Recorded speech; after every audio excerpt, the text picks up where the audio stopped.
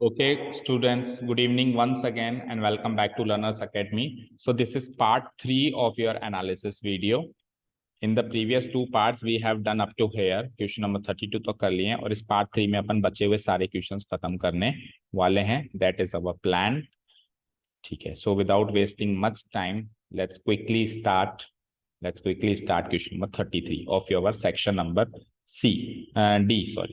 D. Section D चल रहा है बेटा, जिसमें 4 क्वेश्चन है 5-5 नंबर. तो ये 5-5 नंबर के क्वेश्चन चल रहे हैं. आप इमेजिन कर सकते हो कितने ज्यादा इंपॉर्टेंट है. ठीक है, ये वीडियो थोड़ी सी तकलीफ कर रहा है, बंद कर देंगे इसको. ओके, चलो क्वेश्चन रीड आउट करना स्टार्ट करते हैं. सेकंड चैप्टर पॉलिनोमियल से है. If the polynomial this is divided by an another polynomial this, अगर ये पॉलिनोमियल इस पॉलिनोमियल से डिवाइड कर दें तो रिमाइंडर आता है x प्लस ए. तो आपको k की और a की वैल्यू निकालनी. मिसिंग पार्ट्स हैं कुछ, k एंड a, उसकी वैल्यू आपको चाहिए. ठीक है, तो हम कुछ भी नहीं करेंगे, हम डिवीजन एल्गोरिथम से इसको डिवाइड करने लगेंगे. इस पॉलिनोमियल को इस पॉलिनोमियल से डिवीजन एल्गोरिथम से हम डिवाइड करने बैठेंगे और उसके बाद जो हमारा रिमाइंडर आएगा, जो भी आएगा, उसको इसके रिमाइंडर से कंपेयर करेंगे और कंपेयर करने के बाद हमको k और a की वैल्यू मिल जाएगी. That is our plan. चलो, डिवीजन एल्गोरिथम में सब पक्के होने चाहिए. वही सीबीएसई में शायद है नहीं, कॉम्पिटेड है, लेकिन आरबीएसई में तो है, तो उनको तो करना ही है. ठीक है, सो मैं करता हूँ फटाफट से. देखो ये पॉलिनोमियल दिख रहा है आपको, x टू द पावर 4, थोड़ा सा हल्का सा और ट्रांसपेरेंट कर देते हैं, लेस ट्रांसपेरेंट. ठीक है, चलो, तो ये पॉलिनोमियल है, इसको मेरे को डिवाइड करना है किससे? दूसरा पॉलिनोमियल है x square minus 2x plus के. चलो, डिवीजन एल्गोरिथम सबको आता है. एक खिड़की खोल देंगे यहाँ पे लेफ्ट साइड में और फर्स्ट टर्म को फर्स्ट टर्म से डिवाइड करेंगे. जैसे कि x टू द पावर 4 को x स्क्वायर से डिवाइड करूंगा सबसे पहले मैं. ठीक है, तो ये आ जाएगा एक्स स्क्वायर. तो x square will be the first term of the quotient. X square यहाँ आ गया, x square into x square आ गया मेरा x टू द पावर 4. ठीक है, then x square into minus 2x क्या आ जाएगा?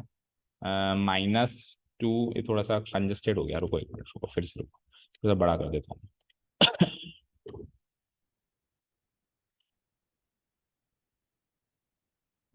अब देखो कुछ ज़्यादा ही हो गया, रुक जाओ, थोड़ा छोटा. अभी ठीक है. हाँ, तो किससे डिवाइड कर रहा था मैं? X square minus 2x plus के से डिवाइड कर रहा था. ठीक है ना, अब थोड़ा सा ठीक है. X square minus 2x plus के, यही है क्या बेटा? बोलना, यही है क्या हमारा divisor? X square minus 2x plus के, यही है क्या? बोलो जल्दी से, खिड़की खोल दी, बोलो. पहली टर्म को पहली टर्म से डिवाइड किया, फिर मैं गलत कर दूंगा, फिर मत कहना कि सर ये तो ऐसे नहीं था वैसे था. जल्दी चेक करके बताओ. X square minus 2x plus के ही है क्या? Yes sir. ओके, सो पहली टर्म आ गई एक्स स्क्वायर. करो multiply. X square into x square, x to the power 4. X square into -2x minus 2x cube and x square into k x will become k x square. ठीक है, यहाँ तक clear है? चलो जी, अब इसको इसमें से माइनस करेंगे तो आप सब जानते हैं ये साइन चेंज हो जाएंगे, ये माइनस हो जाएगा, ये प्लस हो जाएगा, माइनस. ज़्यादा डिटेल में भी करेंगे नहीं, तो ये वाली टर्म तो कट जाएगी, है ना. इधर आओ, तो -6 + 2 will become -4x cube. This will become -4x cube. अच्छा जी, प्लस माइनस, तो 16x स्क्वायर में से के एक्स स्क्वायर जाएगा. ध्यान से सुनना, 16x स्क्वायर में से के एक्स स्क्वायर जाएगा. तो आप दो तरीके से लिख सकते हो, या तो इसे लिख सकते हो 16 माइनस के टाइम्स एक्स स्क्वायर, या फिर आप ऐसे भी लिख सकते हो 16x स्क्वायर माइनस के एक्स स्क्वायर. अलग अलग भी लिख सकते हो, क्योंकि वैसे भी पहली टर्म तो वो है.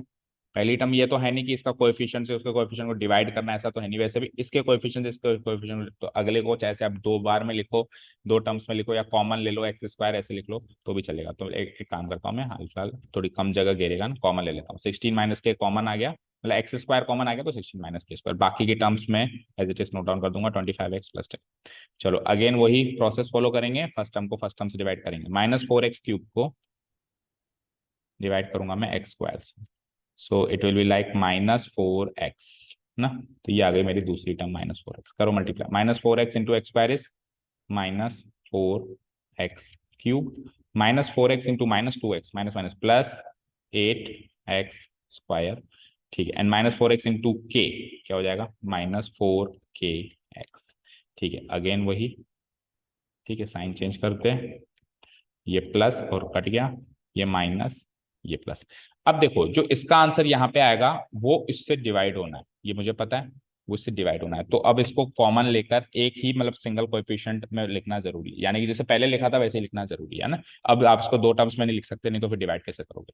तो देखो यहाँ पर इसका कोएफिशिएंट है 16 माइनस के, यहाँ पे इसका कोएफिशिएंट प्लस नहीं है माइनस है, -8 है। तो इसको आपस में सोल्व करेंगे तो क्या आएगा, 16 माइनस 8 क्या होता है, 8 माइनस के। तो 8 माइनस के आएगा डिवाइड करने, मतलब इसको सॉल्व करने में क्या आ जाएगा, लिख देता हूँ एक बार फिर से मैं, 8 माइनस के टाइम्स एक्स स्क्वायर बच जाएगा। देखो एक्स स्क्वायर तो बचेगा ही, बस कोएफिशिएंट्स को सॉल्व करना है।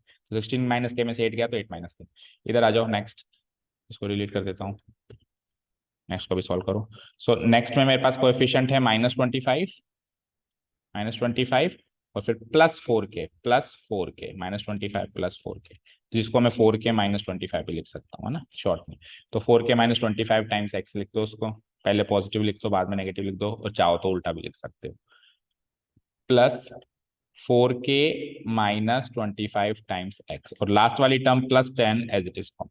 चलो अब अगेन इसको इससे डिवाइड, एक लास्ट टाइम और हो रहा है ये प्रोसेस रिपीट, फिर हमारा काम खत्म, फिर बस कंपैरिजन का काम है। 8 माइनस के टाइम्स एक्स स्क्वायर को एक्स स्क्वायर से, तो देखो एक्स स्क्वायर कॉमन लिया हुआ है तो कट गया ना, तो 8 माइनस के बच गया, और अगर मैं अलग अलग रखता तो रख करने में प्रॉब्लम आती। तो 8 माइनस के प्लस 8 माइनस के मेरी लास्ट टर्म होगी डिविजर की, ओ क्वोशंट की, करो मल्टीप्लाई। तो 8 माइनस के को एक्स स्क्वायर से कराएंगे तो वो का वही 8 माइनस के टाइम्स एक्स स्क्वायर, ठीक है, जो कि कट भी जाएगा नीचे। 8 माइनस के को -2 से मल्टीप्लाई कराएंगे, यस, इसको थोड़ा ध्यान से देखेंगे। 8 माइनस के को -2 से मल्टीप्लाई कराना है, अलग से करा के देख लो। 8 माइनस के को -2 से मल्टीप्लाई कराना, -2 इंटू 8 -16, -2 इंटू -k +2k। सो इसको सीधा करके लिख दें तो 2k -16 आ जाएगा, लिख देता हूँ मैं यहाँ पे, मैं 2k -16 टाइम्स x।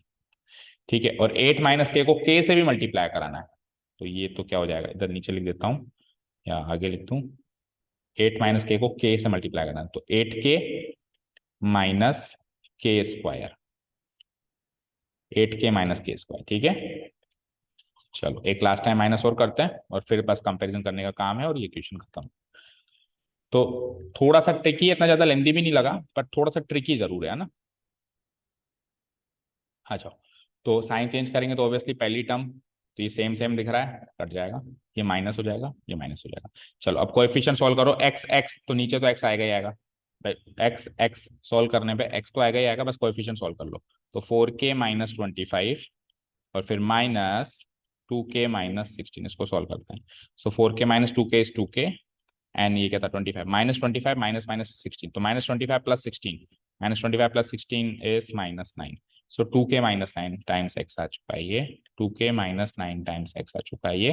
और आगे वाले और सॉल्व करो, रफली सॉल्व कर लिया करो कोएफिशिएंट्स को, उधर अगर कंजस्टेड लगे तो अब तो कांस्टेंट टर्म में वैसे भी क्या है 10, तो ये माइनस है, और क्या है 8k -k स्क्वायर। तो उसको फर्दर सॉल्व करें तो ये हो जाएगा 10 -8k और माइनस माइनस प्लस के स्क्वायर, सीधा करके लिखें तो हो जाएगा k स्क्वायर -8k +10, अरेंज करके लिखे तो प्लस क्या आया, k स्क्वायर -8k +10। ठीक है फाइन, ये हो गया हमारा फाइनल रिमाइंडर। अब हमारे रिमाइंडर को उनके रिमाइंडर से कंपेयर करो और मिसिंग वैल्यूज को निकालो, ये हमारा काम, डिवीजन एल्गोरिथम का काम यहाँ पे हुआ खत्म। अब अगला काम क्या है कि उनका रिमाइंडर क्या है, अब इसके आगे सॉल्व नहीं करना, क्योंकि देखो इसमें x की पावर है 1, इसमें x की पावर है 2, तो जैसे ही रिमाइंडर की पावर डिवीजर की पावर से छोटी हो जाए तो दैट इज अवर रिमाइंडर, बस उसके बाद आगे कंटिन्यू प्रोसेस नहीं करना है। ठीक है, so this is our remainder. क्या आया है हमारा रिमाइंडर, हमारा रिमाइंडर आया है, अच्छा उनका रिमाइंडर से कंपेयर करें ना, तो उनका रिमाइंडर क्या था, उनका रिमाइंडर था, इधर आओ, x + a, देखो ये देखो देख पा रहे हो x + a, तो उनका रिमाइंडर था x + a, तो मैं लिख देता हूँ उनका रिमाइंडर था x + a, ठीक है। और हमारा रिमाइंडर है ये 2k -9 times x plus constant term की जगह k स्क्वायर -8k +10। अब देखो उनकी x वाली टर्म को, ब्रैकेट को हटा दो, उनकी x वाली टर्म को अपनी एक्स वाली टर्म से कंपेयर करेंगे और उनकी कांस्टेंट टर्म को अपनी कांस्टेंट टर्म से कंपेयर करेंगे। तो एक्स का कोएफिशिएंट यहाँ पे 1 है। सर हाँ बोलो बेटा, कुछ गलती है क्या? सर यहाँ पे 2k+9। 2k+9 आएगा।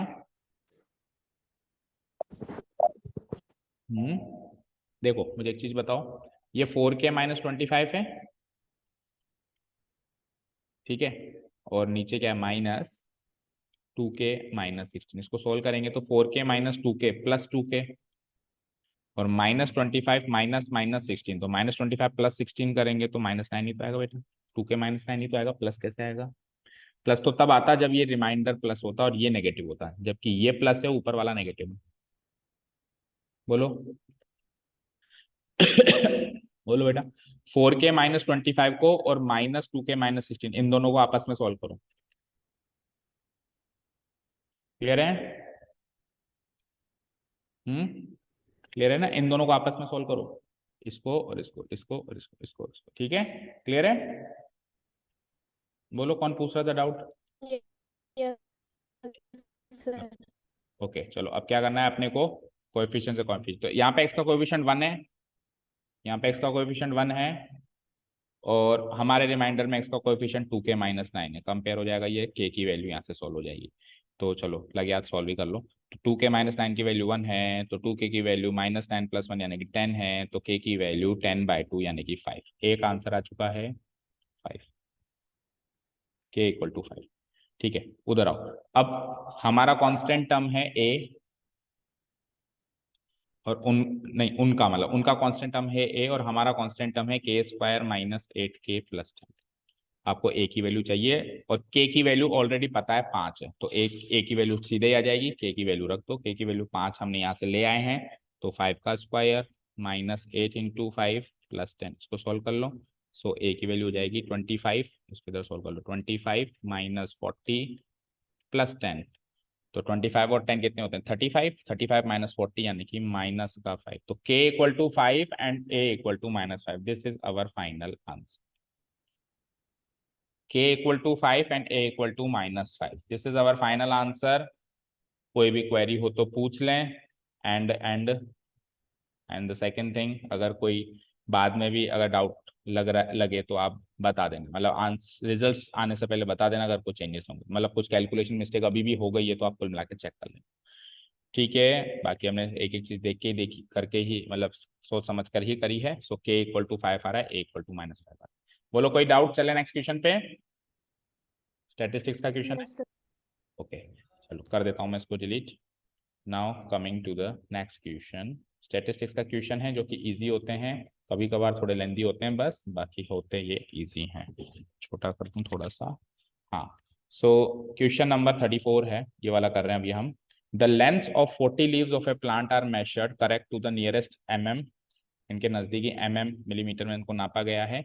डेटा इस तरीके से हमको इधर गिवन है। इधर पहले वाले जो रो में है लेंथ इन सेंटीमीटर है, दूसरे में कितनी कितनी पत्तियां, भाई इस साइज की कितनी पत्तियां, इस साइज की कितनी पत्तियां, इस साइज की, इस तरीके से दिया हुआ है। ठीक है, तो इसमें जो करेक्शन था वो मैंने आपको बता दिया था एग्जाम टाइम में। देखो क्या करेक्शन था, एक तो ये 135 है, 136 to 144 सही है, 145 to 153 सही है, ये 154 to 162 है, देन ये 163 to 171 है, और बाकी सेम। ठीक है, करेक्शन नोट कर लिया था ना सबने उस टाइम जब मैंने करवाया था? अच्छा जी, अब बताओ आपको क्या चाहिए इसमें से? एक तो चाहिए मीडियन और एक चाहिए मोड। अब मीडियन और मोड दोनों के लिए ही क्या करना पड़ेगा बताओ, सबसे पहले क्या करना पड़ेगा? टेल मी, सबसे पहला काम क्या करोगे आप ऐसा क्वेश्चन देखकर? थोड़ा और छोटा कर देता हूँ ताकि ये पूरी टेबल एक ही स्क्रीन पे आपको दिखाई दे तो थोड़ा दिमाग चलेगा। ये आ गई पूरी एक ही स्क्रीन पे ये टेबल। अब मुझे बताओ सबसे पहले आपको क्या करने का मन कर रहा है इस टेबल के साथ? बोलो नितिशा, सबसे पहले क्या करेंगे? सर किस में, मीडियन में या मोड में? मीडियन निकालना हो या मोड निकालना हो, कुछ भी निकालना हो। अब क्या, चलो सपोज करो मीडियन निकालना है, क्या करेंगे बोलो? सर मीडियन में पहले तो निकालेंगे, मतलब इसमें F1 F2 F3 होता है, तो इसमें जो सबसे बड़ी डिजिट होगी वो अपनी F1 हो जाएगी। वो तो मोड के लिए होता है बेटा। अच्छा, तो मीडियन में पहले CF निकालेंगे। ये निकालेंगे। देखो मीडियन के लिए क्या करना है वो आपको याद है, मोड के लिए क्या करना है वो आपको याद है, बट आपको ये क्यों नहीं याद है कि 0.5, 0.5 प्लस करेंगे। Class interval yes. को तो सही करो। ये जैसे ही क्वेश्चन दिखाई दे मीन मीडियन मोड जो भी निकालना है वो बाद की बात है, वो एक बार बाढ़ में गया। सबसे पहले इसको तो सही करो। ये इंक्लूसिव क्लास इंटरवल फॉर्म में है, इनके बीच में गैप नहीं आना चाहिए। गैप आ रहा है? आ रहा है ना? ये नहीं। Yes sir. तो पहला काम क्या करेंगे हम, इन गैप्स को सही करेंगे। तो आप एक बार मुझे, आपके पास शीट होगी खुली हुई तो आप, इसको ट्रांसपेरेंट कर देता हूँ, आप मुझे एक बार ये नोट करवा दीजिए। तो सबसे पहले एक्चुअली मुझे क्या गिवन है, एक्सक्लूसिव क्लास इंटरवल गिवन है। एक्सक्लूसिव क्लास इंटरवल गिवन है, उससे मुझे इंक्लूसिव क्लास इंटरवल बनानी होगी। पहला काम हमारा ये होगा, ठीक है। चलो वैसे तो मुझे दिख रही है क्लास इंटरवल। देखो पहली क्या है, 118 से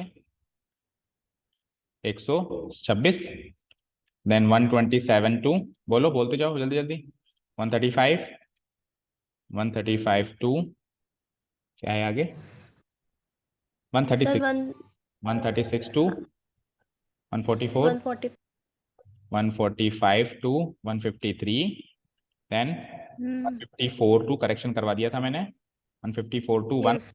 162, देन 163 टू 171, और फिर 172 से लेकर last but not the least 180, right.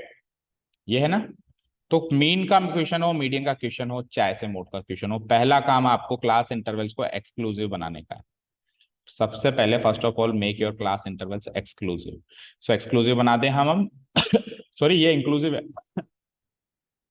गलत लिख दिया मैंने, ये इंक्लूसिव है, एक्सक्लूसिव अब बनाएंगे। First of all make your class interval inclusive, जिसको अपन डिसकंटिन्यूअस भी बोलते हैं ना। अब ये डिसकंटिन्यूअस है, इसको आपको कंटिन्यूअस बनाना है, यानी कि एक्सक्लूसिव क्लास इंटरवल में चेंज करना है। फिर आगे का काम होगा जो भी होगा, चाहे से मीन का हो, चाहे से मीडियन का हो, चाहे से मोड का हो। Okay fine. चलो कैसे करते हैं, देखो इन दोनों को सेम करना पड़ेगा ना। तो इन दोनों का गैप पहचानो कितने का है, एक एक का गैप है। तो एक एक का गैप है, तो आधा उसको दे दो आधा इसको दे दो, तो बराबर हो जाएंगे दोनों। ठीक है ना, समझ गए भाई। 126 रुपए इसके पास है, 127 रुपए इसके पास है, गैप 1 रुपए का है, तो ये अगर 98 उसको दे देगा तो वो भी 126 हो जाएगा, और ये भी 126, मतलब 126 जो भी कहते हैं, 126, 126। ठीक है। तो हम क्या करेंगे, 0.5 0.5 इन दोनों का जो गैप है, 127 और 126 का जो गैप है 1, इसका आधा करेंगे 0.5। और 0.5 हम लोअर लिमिट से तो ले लेंगे, जो गरीब है उसको और गरीब करेंगे, जो अमीर है उसको और अमीर करेंगे। ऐसे सीखा था अपन ने। लोअर लिमिट से 0.5 हटा देंगे और अपर लिमिट में 0.5 जोड़ देंगे। ठीक है ना। तो चलो पहले लोअर लिमिट रेडी करते हैं। 0.5 हटा दो तो 118 में से हटाएंगे तो 117.5, 127 में से हटाएंगे 126.5, 136 में से हटाएंगे 135.5, 145 में से हटाएंगे 144.5, then 153.5, then what 162.5, then what, बोलते जाओ 171.5। चलिए अब exclusive class intervals, oh sorry upper limits, exclusive class interval तो चल रही है, इसकी लोअर लिमिट्स रेडी होगी। अपर लिमिट्स में अपने को 0.5 जोड़ना है। तो 126 में 0.5 जोड़ दो, 126.5, 35.5, 144.5, then what 153.5, then what 162.5, then what 171.5, and finally 180.5। ठीक है। अब लिखो आप फ्रीक्वेंसी वगैरह जो भी आपको गिवन है, फ्रीक्वेंसी जैसे आपको फिर क्यूमुलेटिव फ्रीक्वेंसी भी बनानी है मीडियन निकालने के लिए। मोड के लिए तो कुछ एक्स्ट्रा बनाना होता ही नहीं है ना। फ्रीक्वेंसी क्या गिवन है, 35912, 35912, 35912। अच्छा अगर किसी ने एक्सक्लूसिव नहीं बनाई है, इंक्लूसिव से सॉल्व कर लिया हो, तो आंसर भी आ गया ना तो भी मार्क्स कटेंगे, याद रखना। करना है मतलब करना है, जो प्रोसेस है वो प्रोसेस। कई बार क्या इत्तेफाक से आंसर मैच हो जाता है, क्योंकि स्लाइड डिफरेंस आता है। इंक्लूसिव से एक्सक्लूसिव करके अगर आप क्वेश्चन को सॉल्व करते हो तो स्लाइड डिफरेंस आता है। तो इसका मतलब नहीं कि सर आसपास तो है ना, नहीं, गलत तो गलत ही है। ठीक है, आपको पहले एक्सक्लूसिव में चेंज करना है, याद रखना है आपको बिल्कुल। 35912, 542, 542, फाइन। ठीक है। उसके बाद हम यहाँ पे टोटल वाला एक कॉलम बना देते हैं।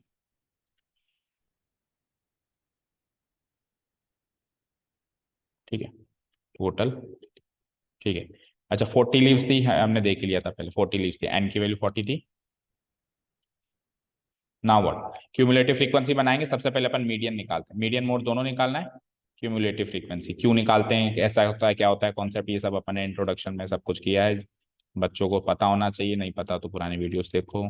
क्यूमुलेटिव फ्रीक्वेंसी शॉर्ट में जिसको अपन CF कहते हैं, दो तरह की होती है, less than type cumulative frequency, more than type cumulative frequency. अभी हम मीडियन निकालने के पर्पज से less than type cumulative frequency निकालते हैं। कैसे निकालते हैं?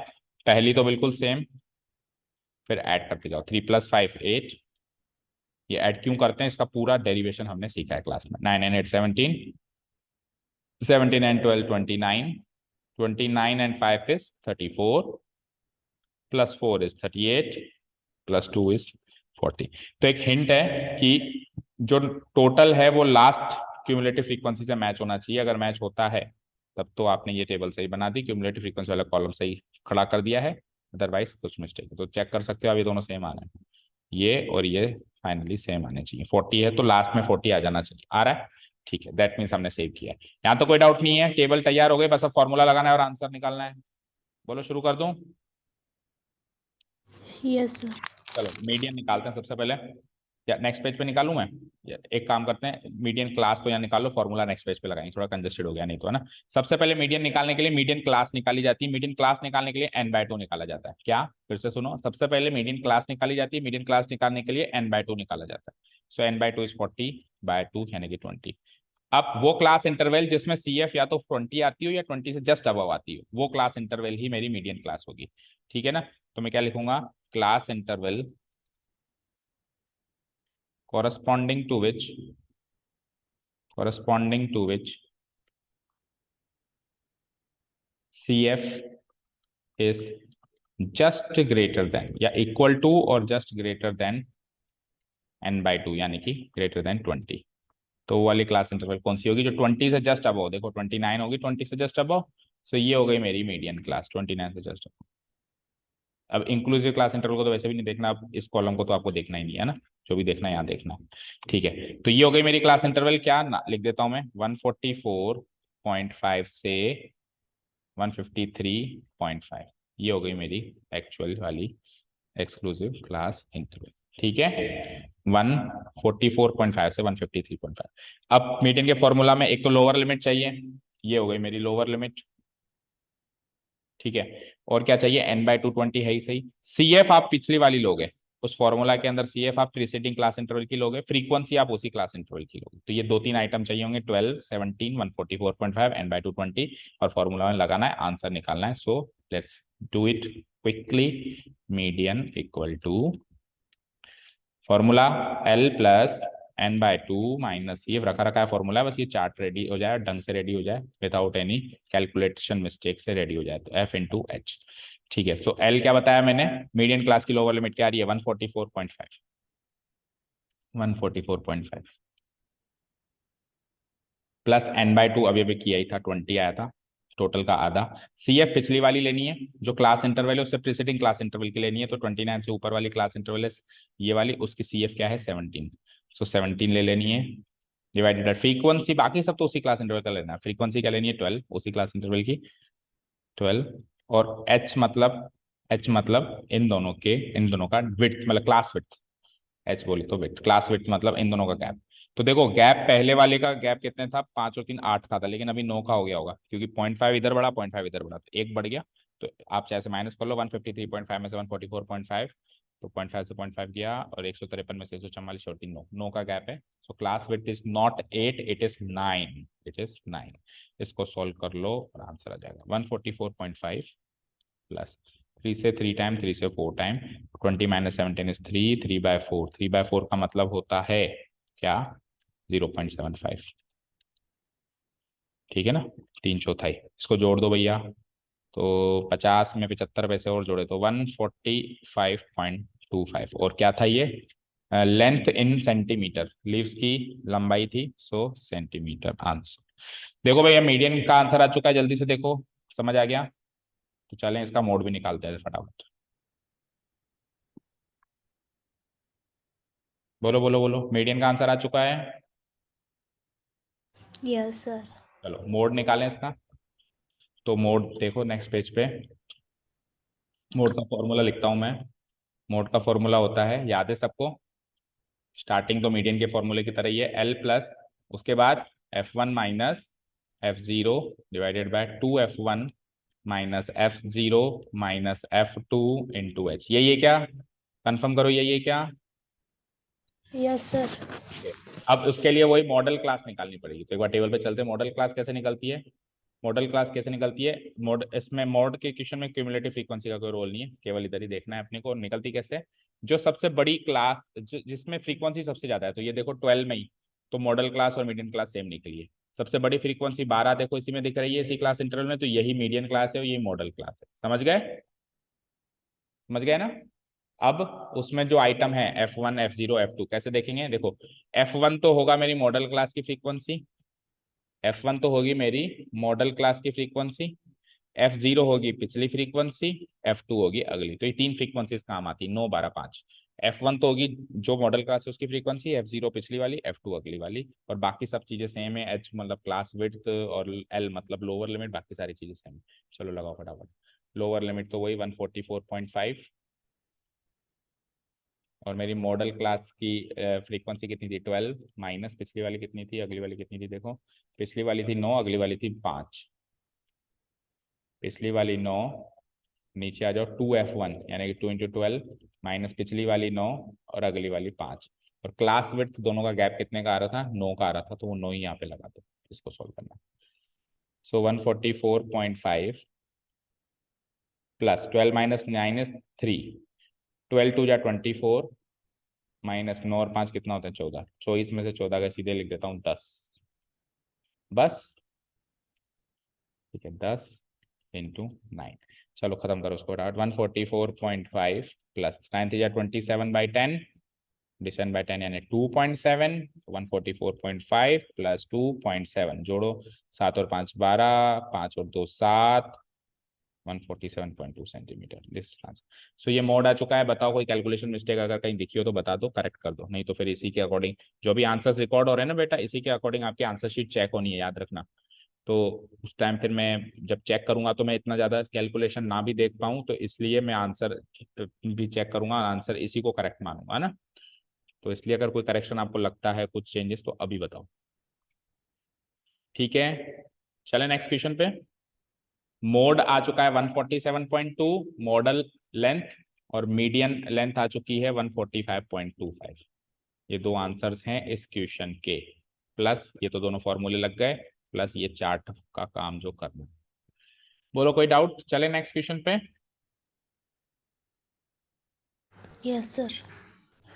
चलो लेट्स डिलीट। इसका सेकंड पार्ट क्या था, आपका सरफेस एरिया का क्वेश्चन है ना। देखो सरफेस एरिया और इसका बड़ा बड़ा क्वेश्चन आता है तो थोड़ा ट्रिकी आता ही है ना, ये भी बड़ा ही क्वेश्चन है। देखो क्या कहता है ये क्वेश्चन, कईयों को डिस्प्यूटेड भी लग रहा था, पता नहीं क्यों। The interior of A building is in the form of a cylinder of diameter this and height this. एक बिल्डिंग के अंदर बैठा हूँ और वो जो बिल्डिंग है वो सिलेंड्रिकल फॉर्म में, और सिलेंड्रिकल फॉर्म जो भी है उसकी, लेकिन उसका टॉप जो है फिर वो कॉनिकल है, मतलब ऐसे सिलेंडर है। और फिर वीडियो नहीं दिख रही मेरी, एक मिनट रुको। अब देखो, देखो ऐसे सिलेंडर है, मैं जिस बिल्डिंग के अंदर बैठा हूँ उसकी दीवारें ऐसे गोल हैं, मेरे चारों तरफ ऐसे गोल दीवारें हैं, और उसके ऊपर जो टॉप है वो ऐसे कॉनिकल है, कॉन और फिर सिलेंडर, सिलेंडर कॉन, इस ऐसी बिल्डिंग में मैं बैठा हूँ। ठीक है, इमेजिन हो गया। तो लगे हाथ अगर इमेजिन हो गया तो let's draw the figure, figure बना दो लगे हाथ। तो देखो ये ऐसे होगा कि ये तो है सिलेंड्रिकल एक तरीके से बेस उसका, ठीक है, और ये कॉनिकल टॉप है।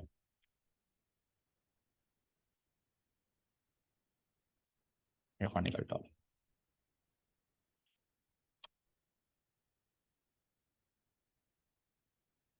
ठीक है। तो एक बेस यहाँ पे, बेस से बेस मिलके ये बेस खत्म हो चुका होगा। वैसे भी उसने इंटरनल सीएसए की बात करी, दीवारों के एरिया की बात करी है, तो वैसे भी बेस तो आएगा नहीं, बट फिर भी फीलिंग आ जाती है, तो इसलिए अपन इसको बना देते हैं, ठीक है, ठीक है, लाइक दिस। चलो अब डायमेंशन पढ़ते हैं एक बार, देखो क्या क्या है। सिलेंडर का डायमीटर है 4.3, तो सिलेंडर का डायमीटर अगर 4.3 है तो कोन का डायमीटर भी वही होगा। ये डायमीटर 4.3 है, तो ये केवल और केवल सिलेंडर का नहीं होगा, ये कोन का भी होगा। ठीक है फाइन, एक चीज ये हो गई, दोनों का डायमीटर सेम ही होगा ना, यहाँ पर भी और वहां पर भी। ठीक है, और ये हाइट हो गई सिलेंडर की, यहाँ से लेके यहाँ तक कुछ गिवन है क्या, हाइट, हाइट गिवन है 3.8 मीटर। तो अच्छा ये हाइट है यहाँ से लेके यहाँ तक 3.8 मीटर, यहाँ से लेके यहाँ तक हाइट है 3.8 मीटर। फाइन, आगे चलते हैं। वर्टिकल एंगल क्या होता है, बस इसी में कंफ्यूजन हो रहा था बेटा। वर्टिकल एंगल ये होता है, ये होता है ये, this is the vertical angle. और सेमी वर्टिकल एंगल होता है इसका आधा। तो कई क्वेश्चन में सेमी वर्टिकल एंगल का जिक्र होता है, कई क्वेश्चन में वर्टिकल एंगल का जिक्र होता है। सो वर्टिकल एंगल का जिक्र है तो ये पूरा 90 डिग्री है, मतलब उसका जो टॉप है वो ऐसे 90 डिग्री पे है ना। ठीक है, तो अब अगर ये 90 डिग्री है, अगर ये 90 डिग्री है, तो टेल मी इसका सेमी वर्टिकल एंगल 45 डिग्री होगा। अगर ये 90 डिग्री है तो सेमी वर्टिकल एंगल 45 डिग्री होगा ना, आधा एंगल ये कितना हो जाएगा, 45 डिग्री हो जाएगा। अच्छा ये 90 होता ही है, तो ये 45 तो ये भी 45 मानते हो। अब अगर ये दोनों 45 तो ये आइसोसेलेस ट्रायंगल बन गया क्या? अगर ये भी 45 ये भी 45 तो ये आइसोसेलेस ट्रायंगल बन गया क्या? तो इसकी दो साइड्स इक्वल होंगी। तो बच्चे सोच रहे थे कौन की हाइट कैसे निकालो, कौन की हाइट निकल गई ना बेटा, इसका बेस और इसकी हाइट सेम हो गई ना। 45 डिग्री, अगर दो एंगल सेम है तो दो साइड्स भी सेम होगी ट्रायंगल में। दैट मीन्स दिस वाली साइड एंड दिस वाली side is same equal, this वाली साइड एंड दिस वाली साइड इज सेम। ये तो डायमीटर का आधा होगा, 4.3 का आधा, ठीक है ना।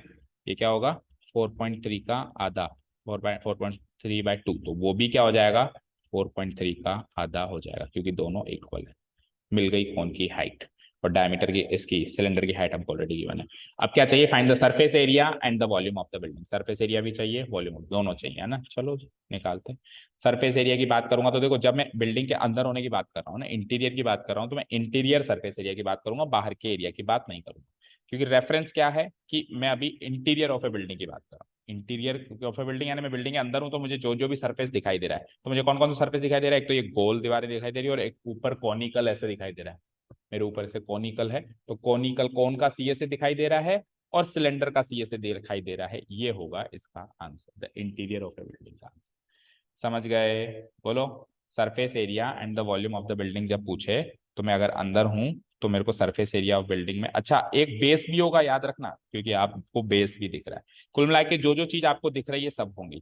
तो आप अगर बिल्डिंग में खड़े हो और आपका जो इंटीरियर है वो सिलेंड्रिकल है, तो एक तो आपको दीवारें दिख रही हैं, एक ऊपर से ये से दिख रहा है, और एक नीचे बेस दिख रहा है। ये तो होगा सारा सरफेस एरिया का पार्ट। और फिर वॉल्यूम के अंदर तो बस वॉल्यूम में ज्यादा लोचा होता नहीं है, दोनों का वॉल्यूम झूमना होता है। चलो फटाफट से निकालते हैं, तो सरफेस एरिया निकालते हैं पहले। Surface area of building,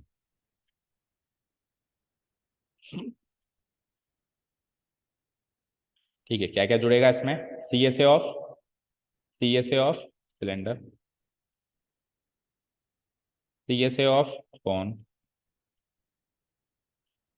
plus area of one base, नीचे का बेस वो भी तो दिख रहा है आपको, अंदर बैठ के आपको जो जो भी दिख रहा है अपनी आंखों से वो काउंट होगा, एरिया ऑफ बेस काउंट होगा।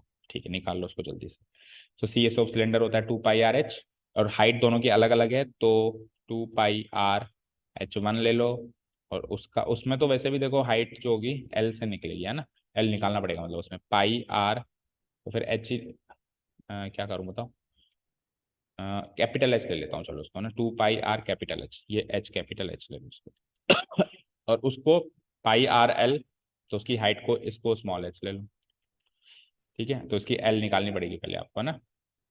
ठीक है, plus area of base, area of base मतलब वही πr²।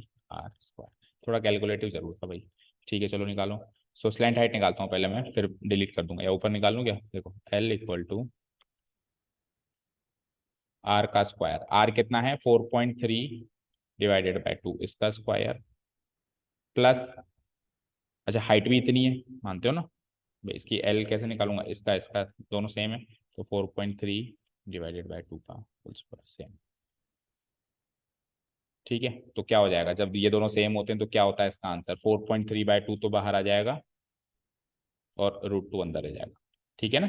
जैसे ए स्क्वायर का रूट क्या होता है, a√2 होता है, क्योंकि 2a² हो जाता है, तो 2a² में से a तो बाहर आ जाता है, 2 अंदर आ जाता है। तो सिमिलरली आपको थोड़ी बहुत चीजें डायरेक्ट कैलकुलेट करनी आनी चाहिए। नहीं तो पता है, अगर आपको ये कैलकुलेट करना नहीं आता तो आप पहले 4.3 का स्क्वायर निकालते, फिर वापस निकालते, ठीक है, फिर जोड़ते, फिर रूट करते, तो कितना टाइम लगता है। अभी मैंने शॉर्ट में सॉल्व कर दिया, 4.3 √2 डिवाइडेड बाई, अभी आप √2 से √2 काट भी सकते हो, चाहो तो ऐसे भी रख सकते हो, है ना।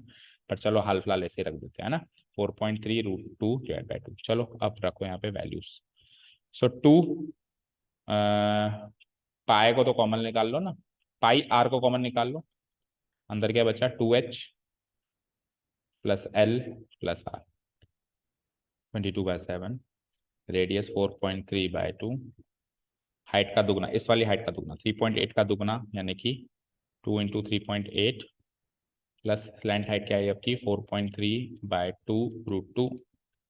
ठीक है, उसके बाद आ जाओ प्लस रेडियस क्या है आपका 4.3/2।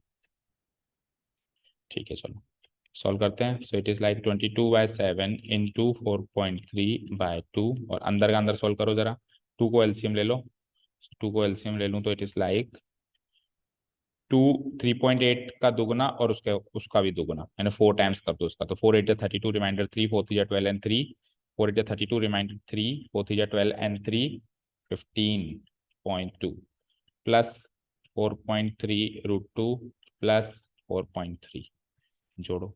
सो 22/7 इंटू 4.3/2 इंटू, इन दोनों को जोड़ना जरा, 15 एंड 4 19, 15 and 4 is 19.3.2 यानी 19.5 प्लस 4.3√2 डिवाइडेड बाय 2। ठीक है, बस इसके आगे तो सॉल्व हो नहीं रहा। तो 7 से कुछ नहीं कटेगा, कैलकुलेटिव है। 2 से ये 11 टाइम्स कट जाएगा, दैट्स इट, और कुछ नहीं कटेगा, फिर आंसर भी रूट में आएगा। ठीक है, जो आएगा सो आएगा, क्या कर सकते हैं ना, कैलकुलेटिव है तो है। चलो जितना भी सॉल्व हो रहा है करो।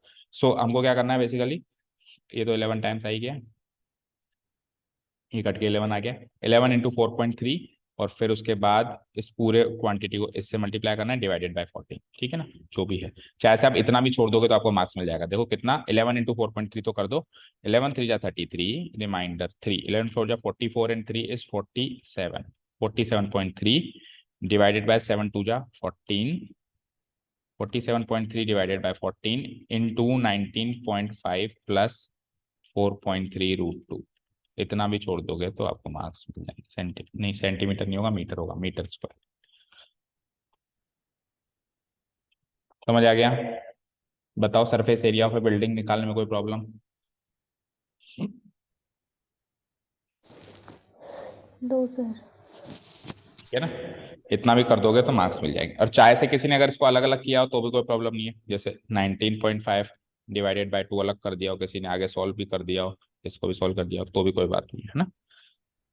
चलो, तो इसका वॉल्यूम निकालते हैं फटाफट से। वॉल्यूम में कोई ज्यादा लोचा है नहीं, सिलेंडर का वॉल्यूम और कोन का वॉल्यूम जोड़ लो, दैट्स इट। ठीक है, तो वॉल्यूम ऑफ बिल्डिंग पीछे से देख लूंगा मैं फिगर, है ना। वॉल्यूम ऑफ बिल्डिंग कैसे निकालूंगा, सबसे पहले तो volume of cylinder part, volume of cylinder part plus volume of conical part. Volume में ज्यादा दिक्कत नहीं आती, सरफेस एरिया में सोचने की जरूरत। वॉल्यूम ऑफ सिलेंडर सब जानते हैं क्या होता है, πr², और इसका सिलेंडर की हाइट कैपिटल एच मानी थी, और कोन का क्या हो जाएगा 1/3 πr², और इसकी हाइट स्मॉल एच मानी थी। चलो कॉमन क्या था, πr² कॉमन आ गया, बचेगा क्या h प्लस स्मॉल h/3। ठीक है, चलो now put the values. 22/7 radius क्या था 4.3/2, r² है तो 2 बार लिख दो 4.3/2, 4.3/2। अंदर चलते हैं, कैपिटल एच क्या था 3.8, ऐसे कुछ था शायद, 3.8 प्लस स्मॉल एच कितना निकला था 4.3/2 ही था, 4.3/2, और नीचे 3 और रखा है तो 2 3 जा 6 हो गया टोटल, है ना। ठीक, ये हो गया 6। ठीक है, सॉल्व करो, ये भी थोड़ा कैलकुलेटिव ही लग रहा है। 22/7 इंटू 4.3/2 इंटू 4.3/2, एलसीएम ले लो। सो 6 8 जा 48 रिमाइंडर 4, 6 3 जा 18 and 4 22 plus 4.3 whole divided by 6, इसको जोड़ दो जरा। सो 8 और 3 11, 8 और 3 11, 4 और 3 7, 2 3 11, 4 3 7, 27.1/6, इसको हटा के सीधे ये लिख देता हूँ मैं, 27.1/6। ठीक है, अब काटो जिससे भी कट रहा हो। 7 से नहीं कटेगा, एक्चुअली मुझे ऐसा लगता है कि मुझे ऐसा लगता है कि क्वेश्चन के अंदर ये 4.3 गलत नोट हो गया है, जो 4.2 होना चाहिए। 4.2 होता तो 7 से देखो हर बार कट जाता, बट चलो अब मिस प्रिंट हुआ है जो भी है, लेट से 4.3 एग्जाम में आएगा तो फिर 4.3 मान के करना है, जितना सॉल्व करते हैं कर सकते हैं करके छोड़ देना है। जैसे 2 से 11 टाइम्स कट गया, इसके अलावा कुछ और दिख नहीं रहा है मुझे, बस तो फिर मल्टीप्लाई करके छोड़ना पड़ेगा, और कोई मेरे पास तरीका है नहीं सॉल्व करने का। ठीक है, तो लेट से आपने अगर मल्टीप्लाई किया तो भी ठीक है, नहीं तो क्योंकि ये क्वेश्चन तो कुछ ज़्यादा ही कॉम्प्लिकेटेड आ गया है बाई चांस, सो मैं आपको यहाँ तक भी मार्क्स दे दूंगा, क्योंकि इतना कॉम्प्लिकेटेड वैसे बोर्ड्स में आता नहीं है ना। 4.3 की जगह अगर 4.2 मान लूँ तो थोड़ा इजी हो जाएगा, 7 से कट जाएगा, तो हो सकता है कि ये मिसप्रिंट हुआ हो। एनीवेज ठीक है, तो अभी के लिए अगर आप थोड़ा सा हल्का फुल्का भी मल्टीप्लाई कर गया, इतना भी छोड़ के आओगे, तो इस एग्जाम में मैं आपको मार्क्स दे दूंगा 27.1 डिवाइडेड बाय, नीचे नीचे का तो कर ही सकते हो, 7 2 जा 14, 14 6 जा 7 2 जा 14, 14 6 84। ठीक है, दैट्स इट। तो देखो अगर ये 4.2 होता है ना, तो ये 42 2 जा 84, ये 100% 4.2 ही है, पर अब नहीं है, मिसप्रिंट हो गया, सो हो गया। ठीक है, तो 4.2 होता तो काफी गुड कट जाता, फिर ये 2 यहाँ से भी कट जाता, 2 यहाँ से भी कट जाता, बिल्कुल मेरे को परफेक्ट इंटीग्रल वैल्यू मिल जाती है यहाँ पे। इंटीग्रल मतलब नीचे से तो सब कुछ कट ही जाता। ठीक है, anyways this much centimetre cube. So ये हो गया मेरा वॉल्यूम ऑफ बिल्डिंग, और ये हो गया मेरा volume of surface area of building. बताइए कोई डाउट? दो सर। ठीक है, चलते हैं इस सेक्शन के लास्ट क्वेश्चन पे, जो आपकी बुक का क्वेश्चन है, कई बार किया है, 2 ही मिनट में कर दोगे शायद आप।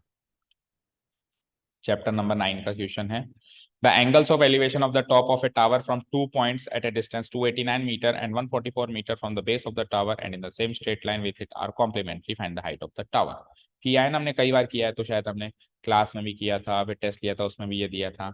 ठीक है ना, क्या कहता है, एक टावर है लाइक दिस ना, और इस टावर के बेस से 2 पॉइंट्स लेने, एक तो 289 मीटर दूर लेना है, एक 145, चाहो तो दोनों इधर ले लो, चाहो तो दोनों इधर ले लो, चाहो तो एक इधर ले लो, कैसे भी ले लो। सो फॉर मेरी कंफर्ट के हिसाब से मैं क्या करता हूँ, एक इधर ले लेता हूँ, वैसे आप कैसे भी ले सकते हो।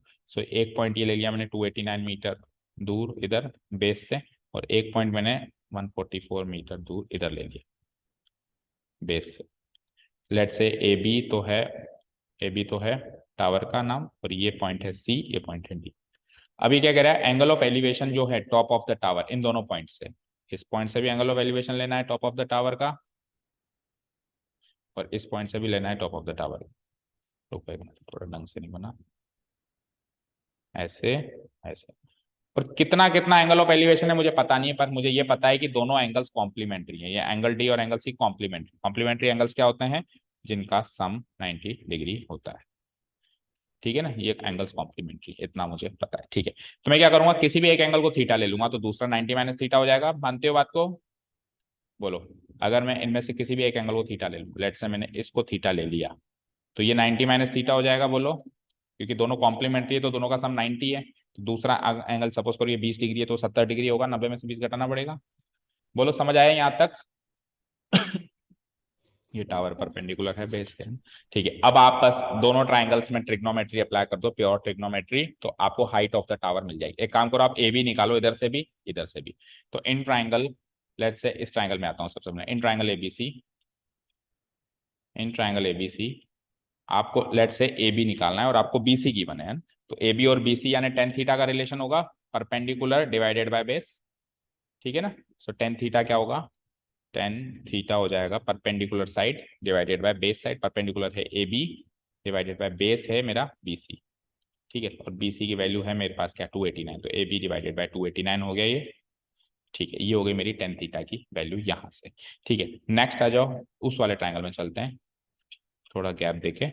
In triangle ABD, in triangle ABD, इस ट्राइंगल के अंदर आते हैं, तो इस ट्राइंगल के अंदर भी आप परपेंडिकुलर है ए बी और बेस है, तो वही टेन थीटा ही लगाएंगे, सेम पहले की तरह ही। इन ट्राइंगल एबीडी, इसके अंदर भी लगा दो आप 10, लेकिन इधर थीटा नहीं है, इधर 90 माइनस थीटा है, इधर थीटा नहीं है, इधर 90 माइनस थीटा है, क्या हो जाएगा, A B by B D. ठीक है, और 10 90 माइनस थीटा बच्चा बच्चा जानता है क्या होता है, cot theta, complementary angle relationship cot theta से बन जाएगा। A B divided by B D कितना है, 144 मीटर। ठीक है, अब देखो उधर टेन थीटा की वैल्यू गिवन है तो क्यों ना इधर से भी टेन थीटा की वैल्यू निकाल लें। तो कॉट थीटा को अगेन क्या, देखो टेन 90 माइनस थीटा को मैं लिख सकता हूँ कॉट थीटा, तो कोई बात नहीं, कॉट थीटा को मैं अगेन लिख सकता हूँ 1/10 थीटा। भाई tan theta and cot theta reciprocal relationship से भी जुड़े हुए हैं और कॉम्प्लीमेंट्री रिलेशनशिप वाले रिलेशनशिप से भी जुड़े हुए हैं। ये रेसिप्रोकल रिलेशनशिप, ये complementary, equal to what, A B by 144। तो यहाँ से इसका रेसिप्रोकल कर लूँ, यहाँ से अगर मैं इसका रेसिप्रोकल कर लूँ तो टेन थीटा की वैल्यू आ जाती है 144 by A B. Let's say ये हो गई मेरी इक्वेशन नंबर 1, लेट्स से ये हो गई मेरी इक्वेशन नंबर 2। तो इक्वेशन 1 एंड 2 का एलएचएस सेम आ चुका है, चेक कर लो। टेन थीटा, इधर से भी टेन थीटा, तो आरएचएस भी सेम होगा, दोनों को इक्वेट करो और ए बी सॉल्व हो जाएगा जो आपको चाहिए था। So from equation 1 and 2, from 1 and 2, इधर से क्या आया, ए बी डिवाइडेड बाय 289, और उधर से क्या आया 144 divided by A B into A B square, और 289 इंटू 144 क्रॉस मल्टीप्लाई करने से आया, स्क्वायर हटेगा तो रूट लग जाएगा। तो ए बी की वैल्यू हो जाएगी root of 289 into 144, root of 289 होता है 17 और रूट ऑफ 144 होता है 12। 17 इंटू 12 कर लो, 12 7 84, reminder 8, 12 12 and 8 20। So 204 metre is the final answer. Tell me any doubt, ये 204 मीटर लंबा है ये टावर। बताओ कोई डाउट, इजी था ये तो, है ना? इजी था, डिफिकल्ट था पता नहीं, बाकी बुक का तो था। डायरेक्ट क्वेश्चन ही मानेंगे हम तो, अगर बुक का। बोलो समझ आया? सर ये ना 1090 माइनस थीटा को हम डायरेक्ट ऐसे लिख सकते हैं, कोट 90 माइनस थीटा। नहीं लिख सकते, 1090 माइनस थीटा है तो कॉट थीटा होगा, कॉट 90 माइनस थीटा थोड़ा ना होगा। 1090 माइनस थीटा को आप 1/10 थीटा डायरेक्ट जरूर लिख सकते हो, लेकिन कॉट 90 माइनस थीटा लिखना गलत हो। भाई 10 को कोट में चेंज करोगे तो एंगल तो बदलना पड़ेगा, आपने एंगल तो वही रख लिया। भाई 90 माइनस थीटा था पहले भी, और आपने अभी भी 90 माइनस थीटा रखा। रिलेशनशिप तो वही ले रहे हैं, जो ए बाय ओ लगाओ या ओ बाय ए लगाओ। क्या बेटा? ये आपने लिखा है ना in triangle A B D, फिर नीचे 10 थीटा, वो 1090 माइनस थीटा। देखो in triangle A B D, theta क्या, ए बी डी ट्राइंगल में थीटा मेरा 90 माइनस थीटा है, तो इस एंगल पे 10 लगा हुआ, तो A B by B D हो गया। ठीक है, अब 1090 इसमें कोट नहीं लगा, क्या, इसमें कोट नहीं लगा सकते क्या, कोट थीटा? इसमें कॉट थीटा लगाओगे तो फिर कॉट नहीं, अच्छा अगर आप शुरू से ही कॉट लगाना चाहते हो तो ऐसे लगाओगे, कॉट 90 माइनस थीटा, हाँ ऐसे भी कर सकते हो, कोई प्रॉब्लम नहीं है। Cot 90 minus theta equal to B D by A B, बिल्कुल लगा सकते हो, B D by A B. और कॉट 90 माइनस थीटा क्या होता है, टेन थीटा होता है, equal to B D by. तो फिर सीधे ही आपको टेन थीटा मिल गया। देखो कितना मिला, देखो बी डी कितना है 144 डिवाइडेड बाई ए बी। तो देखो अभी भी आपको यहाँ से टेन थीटा की वैल्यू यही मिली है 144 बाई ए बी, और यहाँ पर भी यही मिली थी 144, मिलेगी तो सेम ही, कैसे भी लगा। ठीक है, कोई प्रॉब्लम नहीं है। और कई बच्चे ऐसे भी कर सकते हैं कि देखो सर टेन थीटा तो दोनों में कॉमन है, लेकिन ए बी भी तो दोनों में कॉमन है, तो कई बच्चे यहाँ से ए बी की वैल्यू भी निकाल सकते हैं। कैसे, A B equal to 289 times tan theta, 289 times tan theta, यहाँ से बी की वैल्यू 140, यहाँ से बी की वैल्यू आएगी टेन थीटा बाई 144। फिर जैसे टेन थीटा की वैल्यू इक्वेट की, वैसे ए बी की वैल्यू भी इक्वेट कर देंगे, उससे टेन थीटा की वैल्यू आ जाएगी।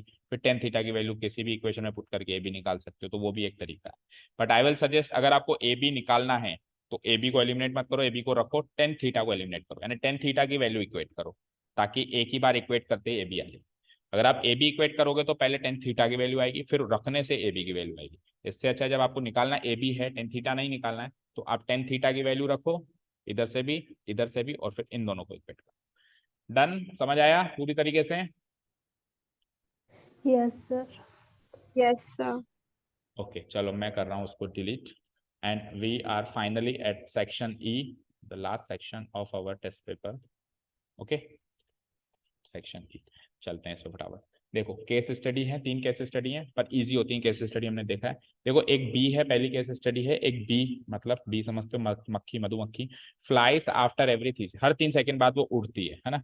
तो 11 बजे मिस्टर सुयश ने देखा, रिकॉर्ड किया कि उसकी बी की लोकेशन क्या थी, पॉइंट बी पे, यहाँ पर थी वो, यहाँ पर थी। अब यहाँ पर अगर वो थी तो अभी मैं इसके कोऑर्डिनेट्स भी देखूंगा ना, क्वेश्चन पढ़ लूँ बड़ा करके, फिर कोऑर्डिनेट्स देखूंगा इसके ना, कि किस लोकेशन पे थी वो। 3 सेकंड के बाद वो मूव होके सी पे आ गई, इधर आ गई, ठीक है ना, इधर आ गई।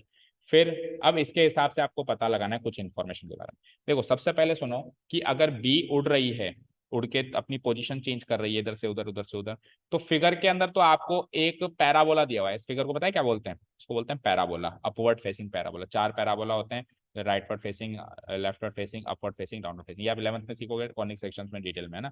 तो होता है तो ये पैराबोला है, और इसकी इक्वेशन कुछ इस तरीके से होती है, कैसे y square is equals to x, या x square equal to 4a y, इस तरीके से इसकी इक्वेशन बनती है ना। वाई और एक्स क्वाड्रेटिक फॉर्म में बनते हैं ना। लेकिन अभी अपन को उस ओर जोर नहीं देना। अभी अपन मानेंगे ही नहीं कि ये पैराबोला। अपन क्या करेंगे, आपको कंफ्यूज करने के लिए कह रहा है, दे दिया है बस उसने ये पैराबोला। अभी आप क्या करोगे, इसको एक सेकेंड रुकना बच्चों। अभी के लिए आप क्या करोगे, आप मानोगे ही नहीं कि ये इस फ्लो में मतलब ऐसे करके ऐसे घूम रही है, अपन मानेंगे नहीं।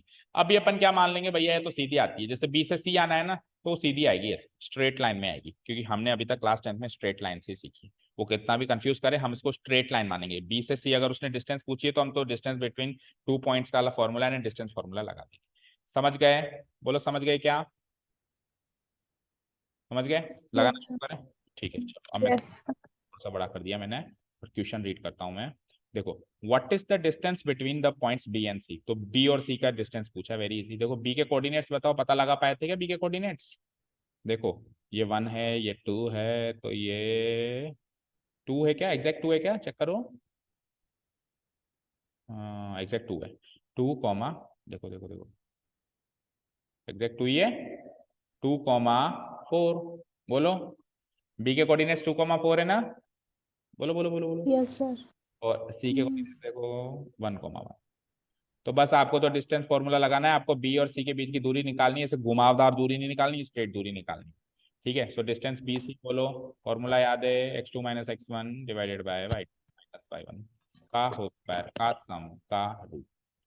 याद है ना distance formula, chapter number 7। Okay, so x2 minus x1 यानी कि 2 - 1। ठीक है, 2 - 1 यानी कि 1 का स्क्वायर। फिर y2 माइनस y1 यानी 4 - 1 यानी 3 का स्क्वायर। सो पहले क्वेश्चन का आंसर रेडी है, बिल्कुल बिल्कुल रेडी है। 1 + 9 यानी कि √10 यूनिट्स। इसका आंसर आ चुका है √10 यूनिट्स। बोलो एनी डाउट्स? इजी सा है, डिस्टेंस फॉर्मूला लगाना। बोलो एनी डाउट्स? दो सर। ठीक है, सेकंड क्वेश्चन। अब 3 सेकंड बाद क्या होता है पढ़ लेते हैं एक बार, फिर वापस लिख देंगे। कोऑर्डिनेट्स तो याद है ही, 4,2 है और 1,1 है। 3 सेकंड के बाद बी सी पे चली गई, बी सी पे चली गई, मतलब बी मतलब बी मधुमक्खी, ऐसा नहीं बी पॉइंट ना, बी सी पे चली गई। ठीक है, यहाँ पे आ गई। ठीक है, और अच्छा सी पे तो थी, सी से एक्स एक्सिस पे किसी पॉइंट पे बैठ गई जाके, to a point on X axis such that it covers the same distance at B C. अच्छा जी, देखो पहले बी से सी पे आई, अब सी से उठ के एक्स एक्सिस पे कहीं ना कहीं बैठ गई। हो सकता है यहाँ बैठी हो सकता है यहाँ बैठी हो, यहाँ बैठी हो, यहाँ बैठी, पर जहां भी बैठी है ना, वो उतनी डिस्टेंस कवर करके आई है जितना बी से सी पे आई थी ना, उतनी डिस्टेंस कवर करके गई है। जैसे मान लो वो यहाँ आके बैठ गई, तो देखो उतनी डिस्टेंस है ना, जितनी ये है उतनी ये है, लगभग उतनी डिस्टेंस ये कवर करके आई है, ऐसा मुझे पता है। तो ठीक है, मुझे पता नहीं है एक्चुअली कहाँ बैठी है, तो मैं मान लेता हूँ जहां पर भी बैठी होगी यार, एक्स एक्सिस पे ही तो बैठी है। तो एक्स एक्सिस पे मान लो वो पॉइंट है, कुछ भी मान लो, जैसे डी है, तो डी पॉइंट अगर एक्स एक्सिस पे है, पॉइंट डी अगर लाया करता है एक्स एक्सिस पे, लाइज ऑन एक्स एक्सिस, तो सिंपल सी बात क्या कहोगे, ये कहोगे नहीं कहोगे कि वो जो पॉइंट होगा वो x,0 टाइप का होगा, यस और नो? उसका y कोऑर्डिनेट 0 होगा नहीं होगा, एक्स एक्सिस पे कहीं पर भी बैठे बोलो, वो पॉइंट यस सर। होगा। ठीक है, और अभी वो पहले किस पे थी, वो सी पे थी, सी के कोऑर्डिनेट्स मैंने पता लगा ही लिए थे 1,1। ठीक है साहब, और उससे पहले वो किस पे थी, बी पे थी, बी के कोऑर्डिनेट्स क्या थे, 4,2। अब आपको क्या पता करना है, अब आपको लिखना है कि इन दोनों के बीच की जो दूरी है वो उन दोनों के बीच की दूरी के बराबर है। इन दोनों के बीच की दूरी बी और सी की दूरी, सी और डी के बीच, मतलब बी से सी आई, सेम डिस्टेंस कवर करके सी से डी आई, तो distance B C equal to distance B D करना है इन शॉर्ट। बोलो समझ आया? Distance B C equal to distance B D करना है इन शॉर्ट। बोलो समझ आ गया क्या? Distance B C yes sir. Equal to distance B. अब देखो, डिस्टेंस बी सी का फिर से निकालने बैठोगे, पागल थोड़ी ना है कि हम 2 बार निकालेंगे। अभी इसी क्वेश्चन में निकाल के आए, √10 निकला था ना पिछले क्वेश्चन में, बोलो, तो बार बार थोड़ा निकालने बैठेंगे, नहीं निकालेंगे, √10 डायरेक्ट पुट करेंगे, और इधर तो निकालना पड़ेगा बी डी। तो निकालो बी डी, तो x माइनस वन का होल स्क्वायर प्लस 0 - 1 यानी कि -1 का होल स्क्वायर। रूट से तो रूट उड़ाओ पहली फुर्सत में, ये रूट से रूट खत्म, इधर बच गया 10, उधर देखते हैं क्या हुआ। x - 1 का whole square is X square minus 2x into 1 यानी 2x प्लस 1, और आगे -1 का स्क्वायर प्लस 1 प्लस 1 प्लस 1 मैं डायरेक्ट कर देता हूँ +2 ठीक है। तो 10 को भी इधर बुला लो। सो ये क्वाड्रेटिक इक्वेशन बन गई, यानी ऐसे एक पॉइंट नहीं है, ऐसे दो पॉइंट है जो कि एक्स एक्सिस पे ला कर सकते हैं। देखते हैं। सो एक्स स्क्वायर -2x, 10 इधर आएगा तो 2 - 10 यानी -8। तो ये क्वाड्रेटिक इक्वेशन बन गई है भैया। एक्स की वैल्यू निकालनी है, जल्दी से निकालो निकालो निकालो। इधर लिख देता हूँ ऊपर x square -2x -8 equal to 0। तो दो नंबर सोचने हैं, प्रोडक्ट 8 आना चाहिए, सम 2 आना चाहिए, 4 और 2, या फिर -4 और +2, सही है। -4x yes sir. +2x -8 equal to 0। इन दोनों में से कॉमन लेना है। सो x कॉमन लिया तो क्या बचा x-4, +2 कॉमन लिया तो क्या बचा x-4 equal to 0। x-4 x+2 equal to 0। So यहाँ से x-4 इक्वल टू 0 और x+2 इक्वल टू 0। सो यहाँ से x इक्वल टू 4 या फिर x equal to -2, x equal to -2। So there are 2 points. एक पॉइंट बनता है मेरा 4,0, डी पॉइंट के दो ऑप्शन हैं ऑब्लिक, दूसरा बनता है -2,0, यानी वो दो पॉइंट पे जाके बैठेगी तो उसकी डिस्टेंस बराबर होगी। ठीक है, आंसर तो आ गया। अब इसको थोड़ा सा वर्चुअली देख भी लेंगे उधर। पहले बताओ आंसर समझ में आया। आपसे क्या पूछा था क्वेश्चन कि पॉसिबल कोऑर्डिनेट्स क्या हो सकते हैं एक्स एक्सिस पे जो बैठी है, तो पॉसिबल कोऑर्डिनेट्स हो सकते हैं 4,0 और -2,0। बोलो समझ आया। Yes sir. ठीक है, अब देखो एक बार डिलीट करता हूं मैं। 4,0 और -2,0 कहाँ है इस पे, हम देखते हैं कि वो डिस्टेंस बराबर लग रही है कि नहीं लग रही है। 4,0 ये है और -2,0। तो देखो बी से लेके सी से लेके ये और सी से लेके ये करीब करीब बराबर लग रही है ना, चेक करो। लग रही है नहीं लग रही, बताओ। मुझे तो लग रही है, लग रही है ना। ठीक है, तो वो जितना उड़ के आई, अब एक्स एक्सिस पे कहीं बैठना है बराबर की दूरी पे, तो या तो राइट साइड जाएगी या लेफ्ट साइड जाएगी। दो ही ऑप्शन है, राइट साइड जाएगी तो 4,0 पे जाके बैठेगी, लेफ्ट साइड जाएगी तो -2। कुल मिला के question number 2 is over. Third number पे चलते हैं क्विकली। एट सम, अच्छा थर्ड में दो ऑप्शन थे। At some point of time the B sits on the path D. अब डी पॉइंट मान लो -2,4 है, उस पर जाके वो बैठ जाती है। उसमें गिवन भी है, देखो ये डी रहा ना। तो आपको बताना है on which axis will the point which divide C and D in the ratio 1:2। देखो ये क्या कह रहा है कि सी और डी को डिवाइड करने वाला जो पॉइंट है इस रेशियो में 1:2 में, वो कौन सी एक्सिस पे आएगा, वाई एक्सिस पे आएगा या एक्सिस, दो ही एक्सिस होती है। और अगर किसी पे भी नहीं आएगा तो कह देना किसी पे भी नहीं आएगा।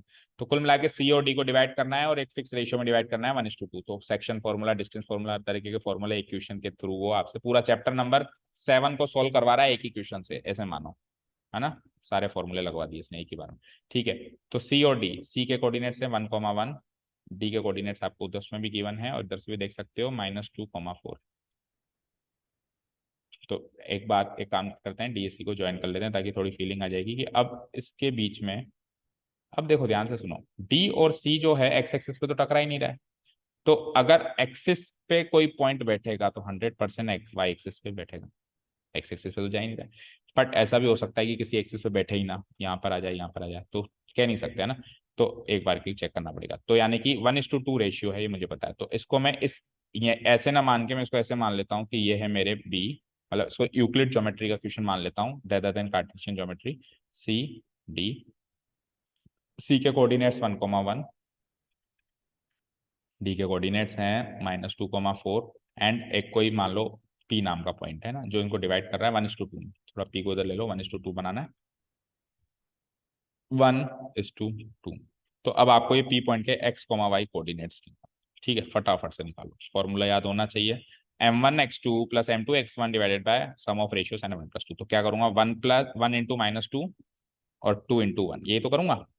तो वाई एक्सिस पे आ गया, देख लो 1 × -2 कितना होता है -2, प्लस 2 × 1 कितना होता है 2, divided by sum of ratios 1 + 2 is 3। So -2 + 2 यानी कि 0/3 यानी कि 0। तो एक्स कोऑर्डिनेट तो आ गया मेरा 0, एक्स कोऑर्डिनेट 0 आ गया, देन 100% वाई एक्सिस पे। चाहे से आप आगे सोल्व ना भी करो तो भी आप आंसर ले सकते हो कि 100% ही वाई एक्सिस पे। चलो अब इन कर रहे हैं तो पूरा कर लेते हैं, वाई कोऑर्डिनेट में निकाल लो। सो 1 × 4 2 × 1, 1 × 4 मतलब 1 × 4 मतलब 4 और 2 into 1 मतलब 2, सम ऑफ रेशियो 3, 4 + 2 6/3 यानी कि 2। सो ये पॉइंट आ चुका है 0,2 0,2। देखो ये वाला पॉइंट है, तो ये वाला पॉइंट जो है सी डी को 1:2 में डिवाइड कर रहा है और करीब करीब मुझे लग भी रहा है, चेक करो 1:2। कोई क्या सर उधर से क्यों नहीं गिन रहे हो बेटा, सी डी को डिवाइड कर रहा है ना, सी डी तो सी की तरफ से गिनेंगे, डी सी को डिवाइड करता है तो उधर से गिनते हैं। सो 1:2 में इसको डिवाइड कर रहा है। कौन सी एक्सिस पे आ रहा है ये क्वेश्चन था, तो वाई एक्सिस। और वैसे अंदाजा लगा लिया था कि आएगा तो वाई एक्सिस पे आएगा, और तो कोई बीच में एक्सिस पड़ती है नहीं। समझ आ गया? बताओ इसका आंसर क्या हो जाएगा। आप चाहे से कोऑर्डिनेट्स भी लिख देना, पी पॉइंट के कोऑर्डिनेट्स हो गए 0,2 और वो लाए कर रहा है किस पे, lying on Y axis. Coordinates ना भी लिखोगे, केवल सही एक्सिस लिख के आ जाओगे तो मार्क्स मिल जाएंगे, क्योंकि क्वेश्चन एक्सिस का था, कोऑर्डिनेट्स का नहीं था। बोलो समझ में आ गया? इसका नहीं मतलब, यस। इसका नहीं है सॉरी, ये इसका है, इस वाले क्वेश्चन का है ना। ठीक है, थर्ड क्वेश्चन देखते हैं इसका। इसमें तो ऑप्शन था सेकंड में, थर्ड क्वेश्चन है find the area of the triangle formed by the joining the points B D and origin. फटाफट से आ जाओ, बी डी ओरिजिन को ज्वाइन करके आपको ट्राइंगल बनाना है, उसका एरिया निकालना है, बी डी और ओरिजिन ये है, तो पी को ओरिजिन से जोड़ो, डी को जोड़ो। इस ट्राइंगल का एरिया निकालेंगे दो तरीके हैं, एक तो आपको तीनों के कोऑर्डिनेट्स पता है, इसके कोऑर्डिनेट्स हैं क्या, भूल गया फिर, 2,4 थे, इसके -2,4 थे और इसके 0,0 होते ही हैं। तो या तो आपके पास x1 x2 y1 y2 z1 z2 है, आप फॉर्मूला लगाओ एरिया ऑफ ट्राइंगल का, जो कि बड़ा सारा फॉर्मूला है, बट वो सीबीएसई में ओमिटेड है ना, आरबीएसई वाले लगा सकते हैं ना। और लगाने में तो देखो सीबीएसई वाले भी लगा सकते हैं, बट आई विल सजेस्ट जो आपके कोर्स में वहीं तक रहो, है ना।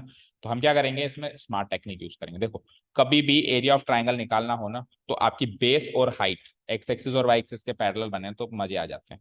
देखो इसका जो बेस है, अगर मैं बीडी ले लूँ तो चेक करो, बीडी जो है एक्स एक्सिस के पैरेलल है ना, और इसकी हाइट अगर मैं ये ले लूँ, ये हाइट बन सकती है ना, क्योंकि ये लाइन इसके परपेंडिकुलर होगी, तो वो वाई एक्सिस खुद वाई एक्सिस पे आ रही है, वाई एक्सिस के पैरेलल आ रही है, कैसे भी आ रही है, तो बढ़िया मजे हो गए। ठीक है, half into base into height लगाओ, मजे करो, half into base into height. हाँ अगर बेस ऐसे टेढ़ा होता, ऐसे बेस टेढ़ा होता है, ऐसे हाइट ऐसे टेढ़ी होती, तो फिर तो आपको एक ही तरीका है निकालने का, जैसा मैंने बताया वो वाला फॉर्मूला है ना। बट अगर तब ऐसा नहीं है तो आपके पास ये तरीका भी, half into base into height निकाल दो आप, तो half into base is B D, height is, let say इसको पी ले लो तो ओपी, या जो भी आप वर्टेक्स लिए हो उससे कोई फर्क नहीं पड़ता। बीडी, देखो भैया यहाँ से 2 कदम इधर, यहाँ से 2 कदम इधर, तो टोटल 4 कदम हो गए, 2 यूनिट्स ऑन हेयर, 2 यूनिट्स। कैसे पता चला सर 2 ही कदम चल रहे हो आप? अरे एक्स कोऑर्डिनेट देखो ना यार, एक्स कोऑर्डिनेट क्या है 2, तो इसका मतलब 2 कदम ही चला होगा। एक्स कोऑर्डिनेट देखो ना यार -2, तो -2 कदम चला होगा। एंड मोर ओवर आप ऐसे भी देख सकते हो कि एक्स कोऑर्डिनेट और एक्स कोऑर्डिनेट के बीच की दूरी कितनी है, -2 और 2 के बीच की दूरी कितनी है, 4, -2 से पहले 0 आगे 2 कदम, 0 से 4 यूनिट आ गया मेरा बेस। और हाइट आप देख पा रहे हो, 0 से लेकर आप कहाँ तक गए, 4 यूनिट ऊपर गए हो, 1 2 3 4, क्योंकि वाई कोऑर्डिनेट इसका भी 4 है, वाई कोऑर्डिनेट इसका भी 4 है, तो इसका भी 4 ही होगा, ये 0,4 ही तो होगा पॉइंट। ठीक है, तो 4, 2 से कोई भी 4 काट लो, 4 2 जा 8 square units is the answer for the last question. अभी दिख नहीं रहा मुझे, कुल मिला के लास्ट क्वेश्चन। ठीक है, कैसे स्टडी खत्म ये वाली बोलो।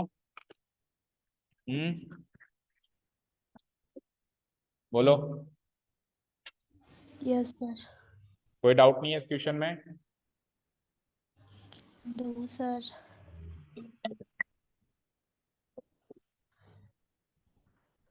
तो पैराबोलिक मूवमेंट के बारे में मैंने चर्चा करी नहीं है ना, आपको करनी है क्लास में, भाई पैराबोलिक मूवमेंट कैसे हो रहा है इसके बारे में अपन 11th में सीख चलते हैं। Next case study. हाँ जी, एक group of students of class 10 visited India Gate. आ जाओ भाई, आपका वापस चैप्टर नंबर 9। ठीक है ना, मैंने क्या कहा था, एक्स्ट्रा चीजें छोड़ दिया करो, ये हिस्टोरिकल बातें बता रहा है, कभी फुर्सत में बैठ के पढ़ लेना। अभी मैथ्स पे आता है ना, एक इंपॉर्टेंट इन्फॉर्मेशन है यहाँ पे। देखो ये 1914 से 1919 में लड़ाई हुई, होने दो ना यार, अभी हमारी लड़ाई है इन क्वेश्चंस के साथ, क्वेश्चन सोल्व कर लेना ना, इस पेपर से लड़ना है अभी तो हमको। ठीक है, इंडिया गेट को ईस्टर्न गार्ड भी कहते हैं, ठीक है जो भी कहते हैं। हाँ जी, जो इंडिया गेट है उसकी हाइट दे रखी है आपको, ये हाइट दे रखी है कितनी, यहाँ से लेके रोड से लेके ऊंची हाइट दे रखी है 138 फीट या फिर 42 मीटर। तो हमेशा हमारे जो एकेडमिक मैथ्स होती है उसमें फीट या इंचेस में नहीं चलता है, मीटर्स या सेंटीमीटर्स में चलता है, किलोमीटर्स में, है ना। तो हम मीटर्स में लेंगे 42 मीटर्स। ठीक है ना, ठीक है, ये तो हो गई हमारी हाइट। आगे बढ़ते हैं, क्वेश्चन क्या है, what is the angle of elevation if they are standing at a distance of 42 meter away from the monument। तो हाइट भी 42, खड़े भी 42 मीटर दूर हो तो 45 डिग्री तो होगा। कई बार सीखी है हमने ये चीज की परपेंडिकुलर और बेस सेम हो तो एंगल ऑफ एलिवेशन 45 डिग्री होता है। बोलो होता है कि नहीं होता है? काशी एमसीक्यू में होता है, यूं ही टिक करता है। देखो ये हाइट देख पा रहे हो इंडिया गेट की, इंडिया गेट को नाप दिया पूरा पूरा मैंने एक पेन की नोक पे 42 मीटर। ठीक है, और इससे इसके बेस से अब देखो बेस वैसे आप ऐसे आओगे, ऐसे बाहर ये जो रोड दिख रहा है आपको, ये जो रोड दिख रहा है इस पे कहीं पॉइंट है और यहाँ पे आप दूर खड़े हो उससे 42 मीटर, है ना। बट ऐसे बनाऊंगा तो आप बहुत ज्यादा कंफ्यूज, मतलब ऐसे आ रहा है ये रोड, यहाँ पे आप कहीं खड़े हो 42 मीटर, तो ये एंगल ऑफ वैल्यूएशन कुछ ऐसे बनेगा। ऐसे आप समझ नहीं पाओगे क्योंकि 3D में बनाना पड़ेगा मुझे।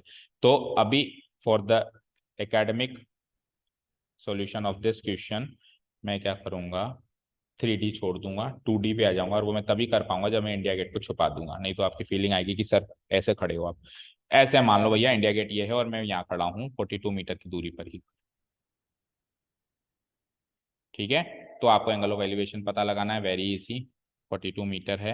वैसे तो ऐसे भी पता लगा सकते हो, देखो दो साइड्स इक्वल हैं तो दो एंगल्स इक्वल होंगे 45 45। अदरवाइज ट्रिग्नोमेट्री अप्लाई करो, ये एंगल चाहिए, लेट्स से थीटा है, लेट्स से ये ए बी सी है, so 10C equal to what, perpendicular upon base BC। So AB भी 42, BC भी 42, 42 by 42, 1/1, that means 1, 10C equal to 1, so C equal to 45 degree. बताओ पहले question में कोई problem? तो सर ओके, सेकंड क्वेश्चन देखते हैं। बहुत ज्यादा नींद आ रही है बच्चों को, फटाफट खत्म करते हैं। They want to see the tower at an angle of 60 degree. अब वो 42 मीटर जब दूर खड़ा था तब उसको 45 डिग्री पे टावर दिख रहा था, मतलब ये जो कहते हैं इंडिया गेट दिख रहा था ना। लेकिन वो इस टावर को, देखो टावर मतलब क्या होता है, कोई भी ऐसी बिल्डिंग जो सीधी खड़ी हो, है ना। अब इसने इंडिया गेट को एक टावर का नाम दे दिया तो कोई बात नहीं, दे सकते हैं अपन, कोई बड़ी बात नहीं है ना। कई बच्चे कंफ्यूज हो रहे हैं सर टावर कहाँ से आ गया, इंडिया गेट लिखना चाहिए ना। तो किसी भी ऐसे ऊंची बिल्डिंग को अपन टावर का नाम दे सकते हैं, इसमें क्या है, Qutub Minar is also a tower, है ना। तो उस इंडिया गेट को ये टावर से संबोधित कर रहा है ना। तो अगर वो इस टावर को 60 डिग्री के एलिवेशन पे देखना चाहता है, अभी कितने डिग्री के एलिवेशन पे देख रहा है, 45 डिग्री, थोड़ा नजदीक से देखना चाहता है, जितना पास आओगे तो एंगल ऑफ एलिवेशन बढ़ेगा। तो लेट से वो उठ के यहाँ आ गया, यहाँ से देखेगा तो ये लगभग मान लो 60 डिग्री का एलिवेशन। तो उसको अब कितना दूर खड़ा होना पड़ेगा, ये डिस्टेंस निकालनी है, बेस से कितना दूर खड़ा होना पड़ेगा। ठीक है ना, पहले तो 42 मीटर दूर खड़ा था तो एंगल ऑफ एलिवेशन 45 डिग्री था। अब इसको 60 डिग्री का एंगल ऑफ एलिवेशन चाहिए तो कितना दूर खड़ा होना पड़ेगा। तो आपको लेट्स से ये डी पॉइंट मान लूं, सो BD निकालना है ना। तो अगेन 1060 इक्वल टू परपेंडिकुलर यानी कि 42 AB बाय BD। सो 1060 यानी कि √3 इक्वल टू BD यानी कि 42, ओ सॉरी AB यानी कि 42, और BD मुझे पता लगाना भी कितना दूर में से उसको देखूं मैं। सो BD की वैल्यू हो जाती है 42 बाय √3। रैशनलाइज कर दो बेटा, √3 सो √3 3, और 3 से ये 14 टाइम्स कट गया, तो 14√3 metre is the final answer. Second का आंसर आ चुका है बेटा, 14√3 मीटर। चेक करो चेक करो चेक करो चेक करो, जल्दी बताओ। Any queries, any doubts? चलते हैं थर्ड क्वेश्चन पे। Yes sir. ठीक है, तो केस स्टडी तो वरदान है, बहुत सरल से क्वेश्चन आएंगे आपके, जैसे मानो स्कोरिंग पार्ट रहेगा। ठीक है ना, एक ही चार्ट में आपसे पूरी लगवा देगा, तो पूरी ट्रिग्नोमेट्री लगवा देगा या पूरी कोऑर्डिनेट ज्योमेट्री लगवा देगा। ठीक है, तो 14√3 metre is the answer. Third question पढ़ लें एक बार। So where they should stand, है ना, hence find the distance, distance निकाली। If the altitude of the sun is at 60 degree, altitude of the sun का मतलब यही है कि वही एंगल ऑफ एलिवेशन। अपन को बिल्कुल कंफ्यूज नहीं होना, अपने को साइंस में नहीं घुसना, अपने को मैथ्स में रहना, है ना। तो एंगल ऑफ एलिवेशन कहते हैं, डिप्रेशन कहते हैं, आपको कई बार बताया कि अल्टीट्यूड कहते हैं, तो आप है ना वही मानना है, थीटा हमारा 60 डिग्री है। Find the height of the vertical tower that will cast a shadow of length 20 metre on the ground. अब देखो वो कोई दूसरे टावर की बात कर रहा है, find the height of the vertical tower that will cast a shadow, मतलब उस टावर पे, यानी इंडिया गेट, ये मान लो इंडिया गेट की कितनी हाइट से मैं देखूं, मतलब कितनी हाइट तक मैं उसको इंडिया गेट को तोड़ दूं, या ऐसे मानो भाई इंडिया गेट की कितनी हाइट होनी चाहिए, उस टावर की कितनी हाइट होनी चाहिए ताकि लेंथ ऑफ शेडो 20 मीटर है। तो हमको नहीं सोचना, कई बच्चे सोच रहे सर इंडिया गेट तो फिक्स हो गया ना, टावर कहाँ है, ये कहाँ है। अरे भैया कुछ नहीं सोचना होता, ये हो गया मेरा टावर, 20 मीटर की शेडो चाहिए, ये बना दो शेडो। कुछ नहीं सोचना होता इसमें, इतना डिटेल में जाना ही नहीं होता। ये हो गई 20 मीटर शेडो, और जो altitude of the sun 60 degree है, आपको बस टावर की हाइट निकालनी है ना। Find the height of the vertical tower, that's it. ऐसे मान लो कि उसके, चलो ज्यादा कंफ्यूजन है, ऐसे मान लो कि इंडिया गेट के बगल में कोई और टावर था, उसी टाइम उस टावर का क्वेश्चन पूछ लिया इसने, पूछ लिया तो पूछ लिया, मना थोड़ा ना कर सकता है। ठीक है, 90 डिग्री ए बी सी, जल्दी से करो। सो 1060 इक्वल टू, शेडो की लंबाई है 20 मीटर है ना। देखो, find the height of the vertical tower that will cast a shadow of length 20 metre. ठीक है, fine. So 1060 equal to A B by B C. 1060 √3 होता है, अभी भी किया है। ए बी पता करना है, बी सी 20 है। So A B equal to 20 √3 metres. Very very easy. Question number 3 का आंसर आ चुका है, मतलब पहले ऑप्शन में। 3 में 2 ऑप्शन मिलेंगे आपको। केस स्टडी में क्या 3 क्वेश्चन में से एक क्वेश्चन में 2 ऑप्शन मिलेगा। तो 20 √3 metre is the final answer. Tell me, done? बोलो बोलो बोलो बोलो, डन क्या? Yes sir. इसका yes sir. Second option. The ratio of the length of the road and it shadow is 1:। अब कोई रोड आ गई, अब आपको सर ये रोड कहाँ से आ गया? रोड मतलब कोई सरिया टाइप आ गया यार, मैं पढ़ा था, किसी ने देख लिया है ना। ठीक है, सोचना नहीं है अपने को, तो क्वेश्चन को सॉल्व करना है ना। तो ratio of the length of the road and it shadow is 1:1। भाई लेंथ भी उतनी है जितनी शेडो है, वही सेम हो गया। परपेंडिकुलर बेस बराबर angle of elevation is 45 degree. आंख बंद करके लगा सकते हो भाई, ये लेंथ और ये लेंथ सेम है। कर लिया ना इस टाइप का क्वेश्चन, अभी किया था ना। ये और ये सेम, तो ये दोनों कट जाएंगे, 45 डिग्री एंगल ऑफ एलिवेशन। कोई डाउट नहीं होना चाहिए इसमें। तो चाहे ऐसे ट्रिग्नोमेट्री लगा लो तो भी आ जाएगा, चाहे आइसोस्केलिस ट्रायंगल का कॉन्सेप्ट लगा दो, दो साइड्स इक्वल, दो एंगल्स इक्वल, तो भी आ जाएगा। बोलो, हो जाएगा बी 45 डिग्री? Yes sir. ठीक है, केस स्टडी नंबर 3 आ जाओ। Ayush wants to buy a car. ऐसा क्वेश्चन अपन पहले भी कर चुके हैं, ये अरिथमेटिक प्रोग्रेशन का क्वेश्चन आएगा, लास्ट क्वेश्चन है, फटाफट फिनिश करते हैं ना। Okay, let's see. Ayush wants to buy a car and plans to take loan from a bank. So he repays his total loan of 1,18,000 by paying every month starting with the first installment ₹1,000. 1,18,000 का उसने loan लिया, car खरीदी, पता नहीं कौन सी car आती है 1,18,000 में। ठीक है, आती होगी, बहुत पुराने जमाने की बात है, ऐसे मान लो। ठीक है, तो पहली इंस्टॉलमेंट उसकी 1,000 रुपये थी, है ना। तो पहली इंस्टॉलमेंट 1,000 रुपये थी, लेकिन उसने देखा कि मेरा लोन जल्दी कवर हो जाएगा, तो मैं हर महीने की इंस्टॉलमेंट बढ़ा दूंगा। इस महीने 1,000 रुपये दी, अगली बार 1,100 दे दूंगा, 100 रुपये हर मंथ में बढ़ाता जाऊंगा। ठीक है, तो देखो ये जो पूरा जो चीज होगी, है ना भाई, हर महीने वो पहली इंस्टॉलमेंट वो 1,000 की देगा, फिर 100 रुपये बढ़ाएगा। तो ये पूरी जो सीक्वेंस होगी वो एक एपी फॉर्मुलेट करेगी। पहली 1,000 की, देन 1,100 की, देन 1,200 की, then 1,300, then 1,400 and so on, ऐसे वो बढ़ाता जाएगा। ठीक है, समझ आया? तो मेरी फर्स्ट टर्म तो हो जाएगी ए, ये, और मेरा कॉमन डिफरेंस जो होगा वो 100 हो जाएगा, डी की वैल्यू 100, पॉजिटिव 100। ठीक है, समझ आ गया? अब क्वेश्चन का आंसर देना शुरू करें। पहला क्वेश्चन क्या है, देखें। What is the amount paid by him in the 30th instalment? देखो 30 इंस्टॉलमेंट्स और 30th इंस्टॉलमेंट में डिफरेंस समझो, ये टीएच बहुत बड़े डिफरेंस क्रिएट करता है। 30th का मतलब 30वीं नंबर की इंस्टॉलमेंट में ही चाहिए, और 30 इंस्टॉलमेंट्स का मतलब पूरी 30 इंस्टॉलमेंट्स में कितना पैसा दे दिया वो चाहिए। तो इसमें तो सम का फॉर्मूला लगने वाला है, इसमें जनरल टर्म का फॉर्मूला लगने वाला है, ए एन और एस। समझ गए? समझ गए क्या?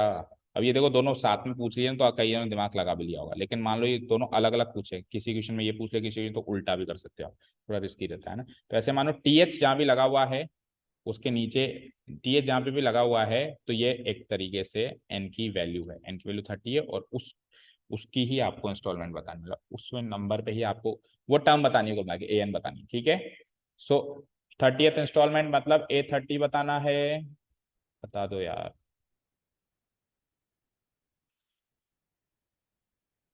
A30, A30 बता दो क्या होगा। A+29D, so A is 1,000 plus 29 into D is 100, so 1,000 plus 2,900, so it will be like 3,900 is the answer. बोलो, कोई डाउट? 30वें नंबर पे वो इतनी इंस्टॉलमेंट दे देगा। ऐसे करते करते करते करते करते करते जो 30th नंबर की टर्म होगी, A30 होगी, वो क्या होगी, 3,900 होगी। ठीक है, 30वें नंबर पे वो 3,900 रुपीज की किस्त भरेगा। ठीक है, समझ आया? बोलो, चलूंगे सेकंड क्वेश्चन पे? Yes sir. Okay. अब पूरी 30 इंस्टॉलमेंट्स में कितने पैसे दे दिए पता लगाना है, पूरी 30 इंस्टॉलमेंट्स में कितने, तो S30। ठीक है, तो वैसे तो आप बड़ा फॉर्मूला लगा सकते हो, लेकिन क्योंकि 30वें नंबर की इंस्टॉलमेंट पता है तो छोटा लगाओ ना यार, n/2 A + A30। भाई A30 की वैल्यू कल तक नहीं थी, अभी तो है ना, तो छोटा ही लगा देते हैं। n मतलब वही 30वें नंबर की इंस्टॉलमेंट है तो 30, मतलब 30 इंस्टॉलमेंट्स का सम चाहिए तो 30, n मतलब नंबर ऑफ टर्म्स, कितने टर्म्स का आप सम ले रहे हो, 30 टर्म्स का सम ले रहे हो, 30/2। पहली इंस्टॉलमेंट ए बोले तो 1000 और 30th नंबर की इंस्टॉलमेंट बोले तो 3900। करो सॉल्व, 30/2 इंटू 1000 इंटू 3900, 1000 + 39 4900, 15 से काट दो। So 15 इंटू 4900, 0 0 15 9 जा 135, रिमाइंडर 13, 15 4 जा 60 और 13 is 73, 73,500। बताओ कोई डाउट? चले नेक्स्ट क्वेश्चन पे। ये क्वेश्चन नंबर 1 था, ये क्वेश्चन नंबर 2 था, थर्ड की बात अभी करेंगे। बोल दो एनी डाउट्स,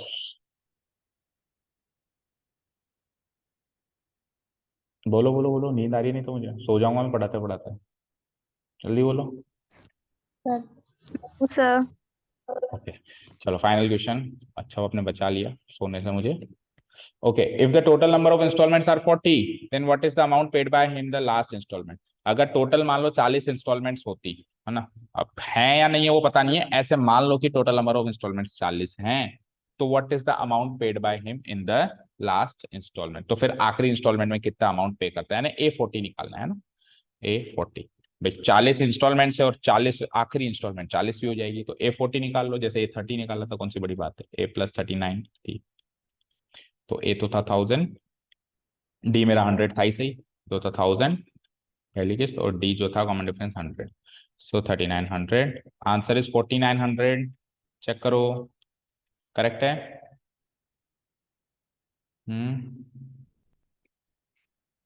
बोलो। Yes sir. ओके अब देखो जो ये क्वेश्चन है, what is the ratio of the first instalment to the last instalment, ये कैसे निकालेंगे सोचो जरा। पहली इंस्टॉलमेंट तो 1000 है, ठीक है, आखिरी इंस्टॉलमेंट पहले निकालनी पड़ेगी आपको, क्या कहा मैंने, आखिरी इंस्टॉलमेंट आपको निकालनी पड़ेगी, कैसे निकालोगे, आपको आखिरी इंस्टॉलमेंट निकालनी पड़ेगी, यानी आपको AN निकालना पड़ेगा, यानी आपको नंबर ऑफ टर्म्स निकालनी पड़ेगी इसके लिए। तो ये सेकंड वाला क्वेश्चन थोड़ा अच्छा है, देखो कैसे करेंगे हम इसको।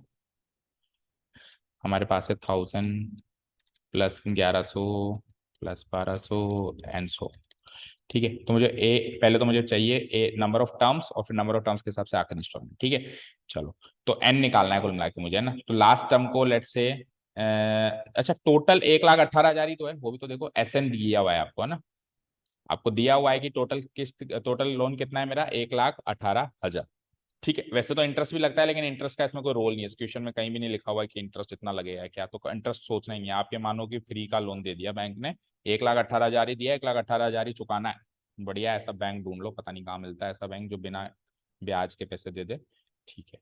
चलो तो 1,18,000 ही लिया है, उतना ही चुकाना, तो ये इन सब का सम 1,18,000 होगा, तो SN आपको गिवन है एक तरीके से 1,18,000,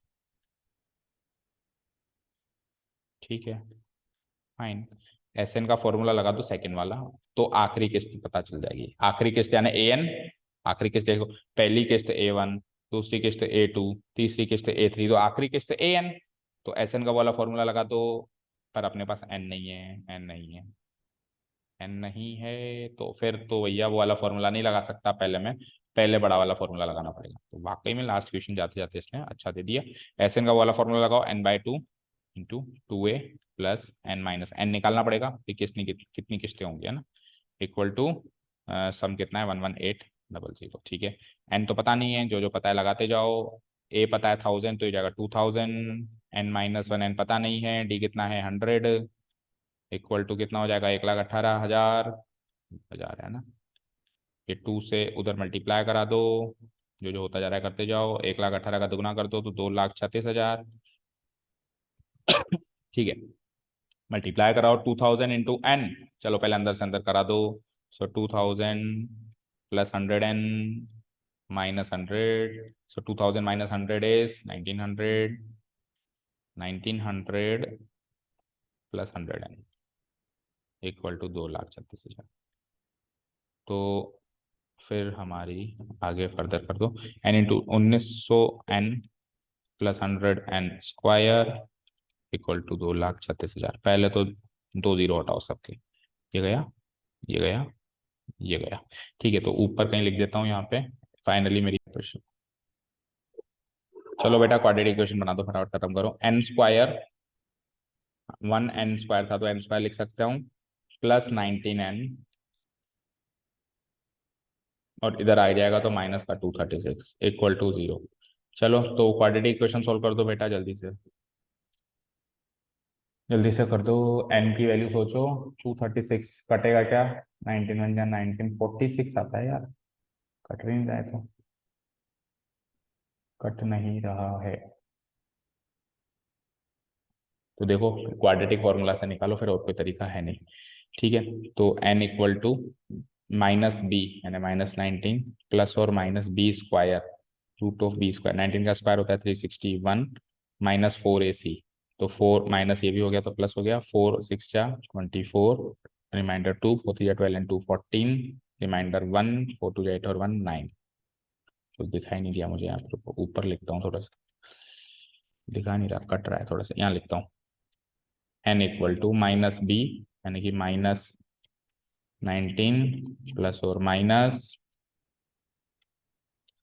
बी का स्क्वायर, 19 का स्क्वायर इज 361 माइनस 4ac यानी प्लस हो गया, 4 6 जा 24, रिमाइंडर 2, 4 3 जा 12 एंड 2 14, रिमाइंडर 1, 4 2 जा 8 और 1 9, डिवाइडेड बाय -19 था इसलिए डिवाइडेड बाय 2a यानी 2 1 जा 2।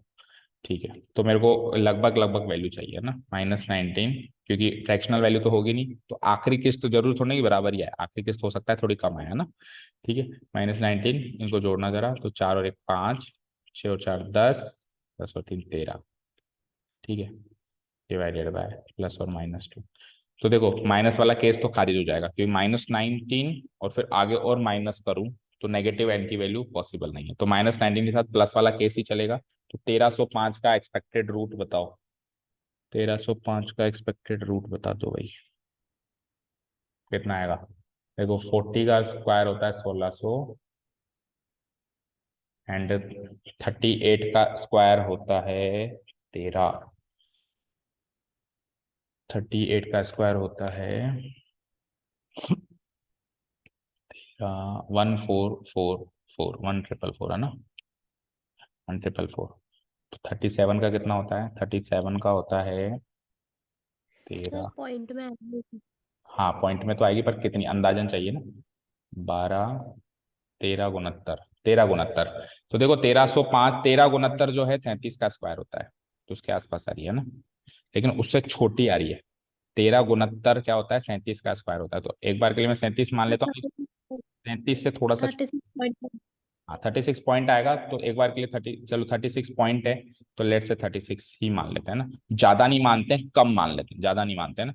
36 -19 करूंगा तो कितना हो जाएगा, 36 -20 करता तो 16 17, तो 17 डिवाइडेड बाय 2।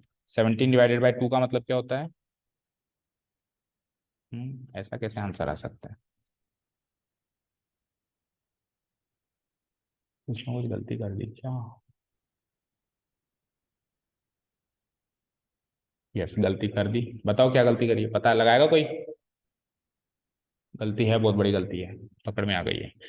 भाई 2 जीरो ही तो काटे थे, इधर 3 कैसे काट दिए, ये तो 2360 है, कब से गलती करे जा रहे हो। 2360 है, अपन ने 236 ही लिख दिए, 2360 है वो, करो वापस से, सब कुछ गलत है ये।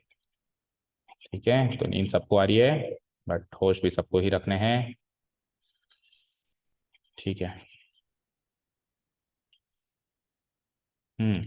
सो -b -19 प्लस और माइनस 19 का स्क्वायर इज 361, लेकिन 4ac जोड़ दोगे, माइनस करोगे, माइनस ये भी है, प्लस हो जाएगा 0, 4 6 जा 24, रिमाइंडर 2, 4 3 जा 12 एंड 2 14, रिमाइंडर 1, 4 2 जा 8 और 1 19, 9 मतलब डिवाइडेड बाय 2 है। अब करो, so it is like -19 plus और माइनस जोड़ना जरा, एक 6 और 4 10, 6 और 4 10, 4 4 4 8, तो 9801 का स्क्वायर करना है। अब करो, तो 100 के स्क्वायर के थोड़ा सा करीब है, 99 का क्या होता है यही होता है क्या 99 का? यस, 99 का स्क्वायर यही तो होता है। Game over. 9801 होता है ना, देखो आया ना परफेक्ट स्क्वायर। तो अब तो देखो अगर आप स्प्लिटिंग द मिडिल टर्म से करते तो भी हो जाता, परफेक्ट आ ही रहा है। ठीक है, सो -19 माइनस वाला केस तो लूंगा नहीं क्योंकि n नेगेटिव नहीं हो सकता। -19 plus 99 divided by 2, 99 minus 19 is 80/2। That means 40 instalments में पूरा पैसा वो चुका देगा। तो आपसे पूछी है आखिरी इंस्टॉलमेंट और पहली इंस्टॉलमेंट का रेशियो।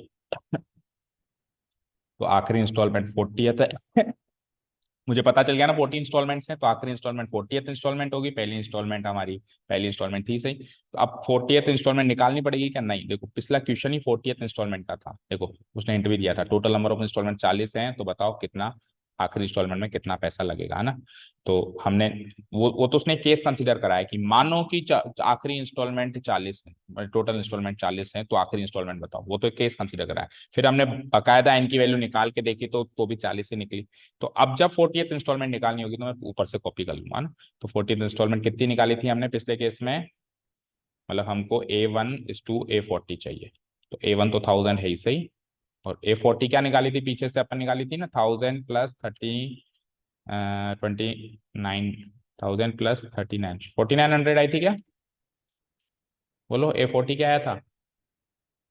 A+39D, 3900 और 1000, हाँ 4900 ही आया था। तो 0 से 0 कैंसिल आउट हुआ, 10/49 इसका आंसर, या 10:49 भी कह सकते हैं। डन, बोल दो भाई सही है क्या? Yes, sir. Yes sir. So finally we are done with the complete paper. It was a really a nice paper. ये पेपर आपने टाइम पे खत्म किया होगा तो कॉन्ग्रेचुलेशन टू यू। इससे ज्यादा लेवल आने के चांसेस नहीं है। हाईएस्ट लेवल अपन ने दिया है, हर प्रकार के क्वेश्चंस को छूने की कोशिश की है। ठीक है, अब इसके बाद फिर जो टेस्ट पेपर अगर टाइम मिलेगा तो आपके मैथ्स के एग्जाम से पहले जो आरबीएससी के एग्जाम वाला आरबीएससी एग्जाम्स होंगे, नहीं सीबीएसई एग्जाम्स होंगे, उससे पहले हम लेंगे। तो वो देखते हैं क्या डेट्स टकराती हैं, फिर ऐसा कोई डेट ढूंढेंगे जिसमें आरबीएससी सीबीएसई का मैथ्स का एग्जाम करीब हो। बट उसकी कोई गारंटी नहीं है होगा नहीं होगा, कोशिश करेंगे होगा। कुल मिला के मैथ्स का कोर्स आज हमारा खत्म होता है जयराम जी की। हमने जो भी शुरू किया था आज फाइनली खत्म किया। अगर हम फिर मिलेंगे सेशन से पहले तो डिस्कस करेंगे, ऐसी बात नहीं है। बट एक बार के लिए तो मानो फिनिश है ना। तो all the best to all the students, सब लोग अच्छा अच्छा करके आएंगे, मुझे पूरा विश्वास है। और जितना पढ़ाई करी है, जितनी पढ़ाई करी है अब उसको और ज्यादा, बस ऐसा नहीं सोचना कि ये भी पढ़ लूँ वो भी पढ़ लूँ, एक्स्ट्रा चीजें नहीं सोचनी। पढ़ लिया सो पढ़ लिया, साल भर में जितना पढ़ना था पढ़ लिया, इससे ज्यादा अब पढ़ने की कोशिश करोगे तो पढ़ भी नहीं पाओगे। So better to improve your practice rather than studying the different things, है ना। जो चीज पढ़ लिया अब उसको बस अच्छे से प्रैक्टिस करते रहो। ठीक है बच्चों, और इसके रिजल्ट आपको जल्दी ही मिल जाए। ठीक है, इसका रिजल्ट आपको जल्दी मिल जाए। Okay, any doubts, any queries, और शैल वी लीव?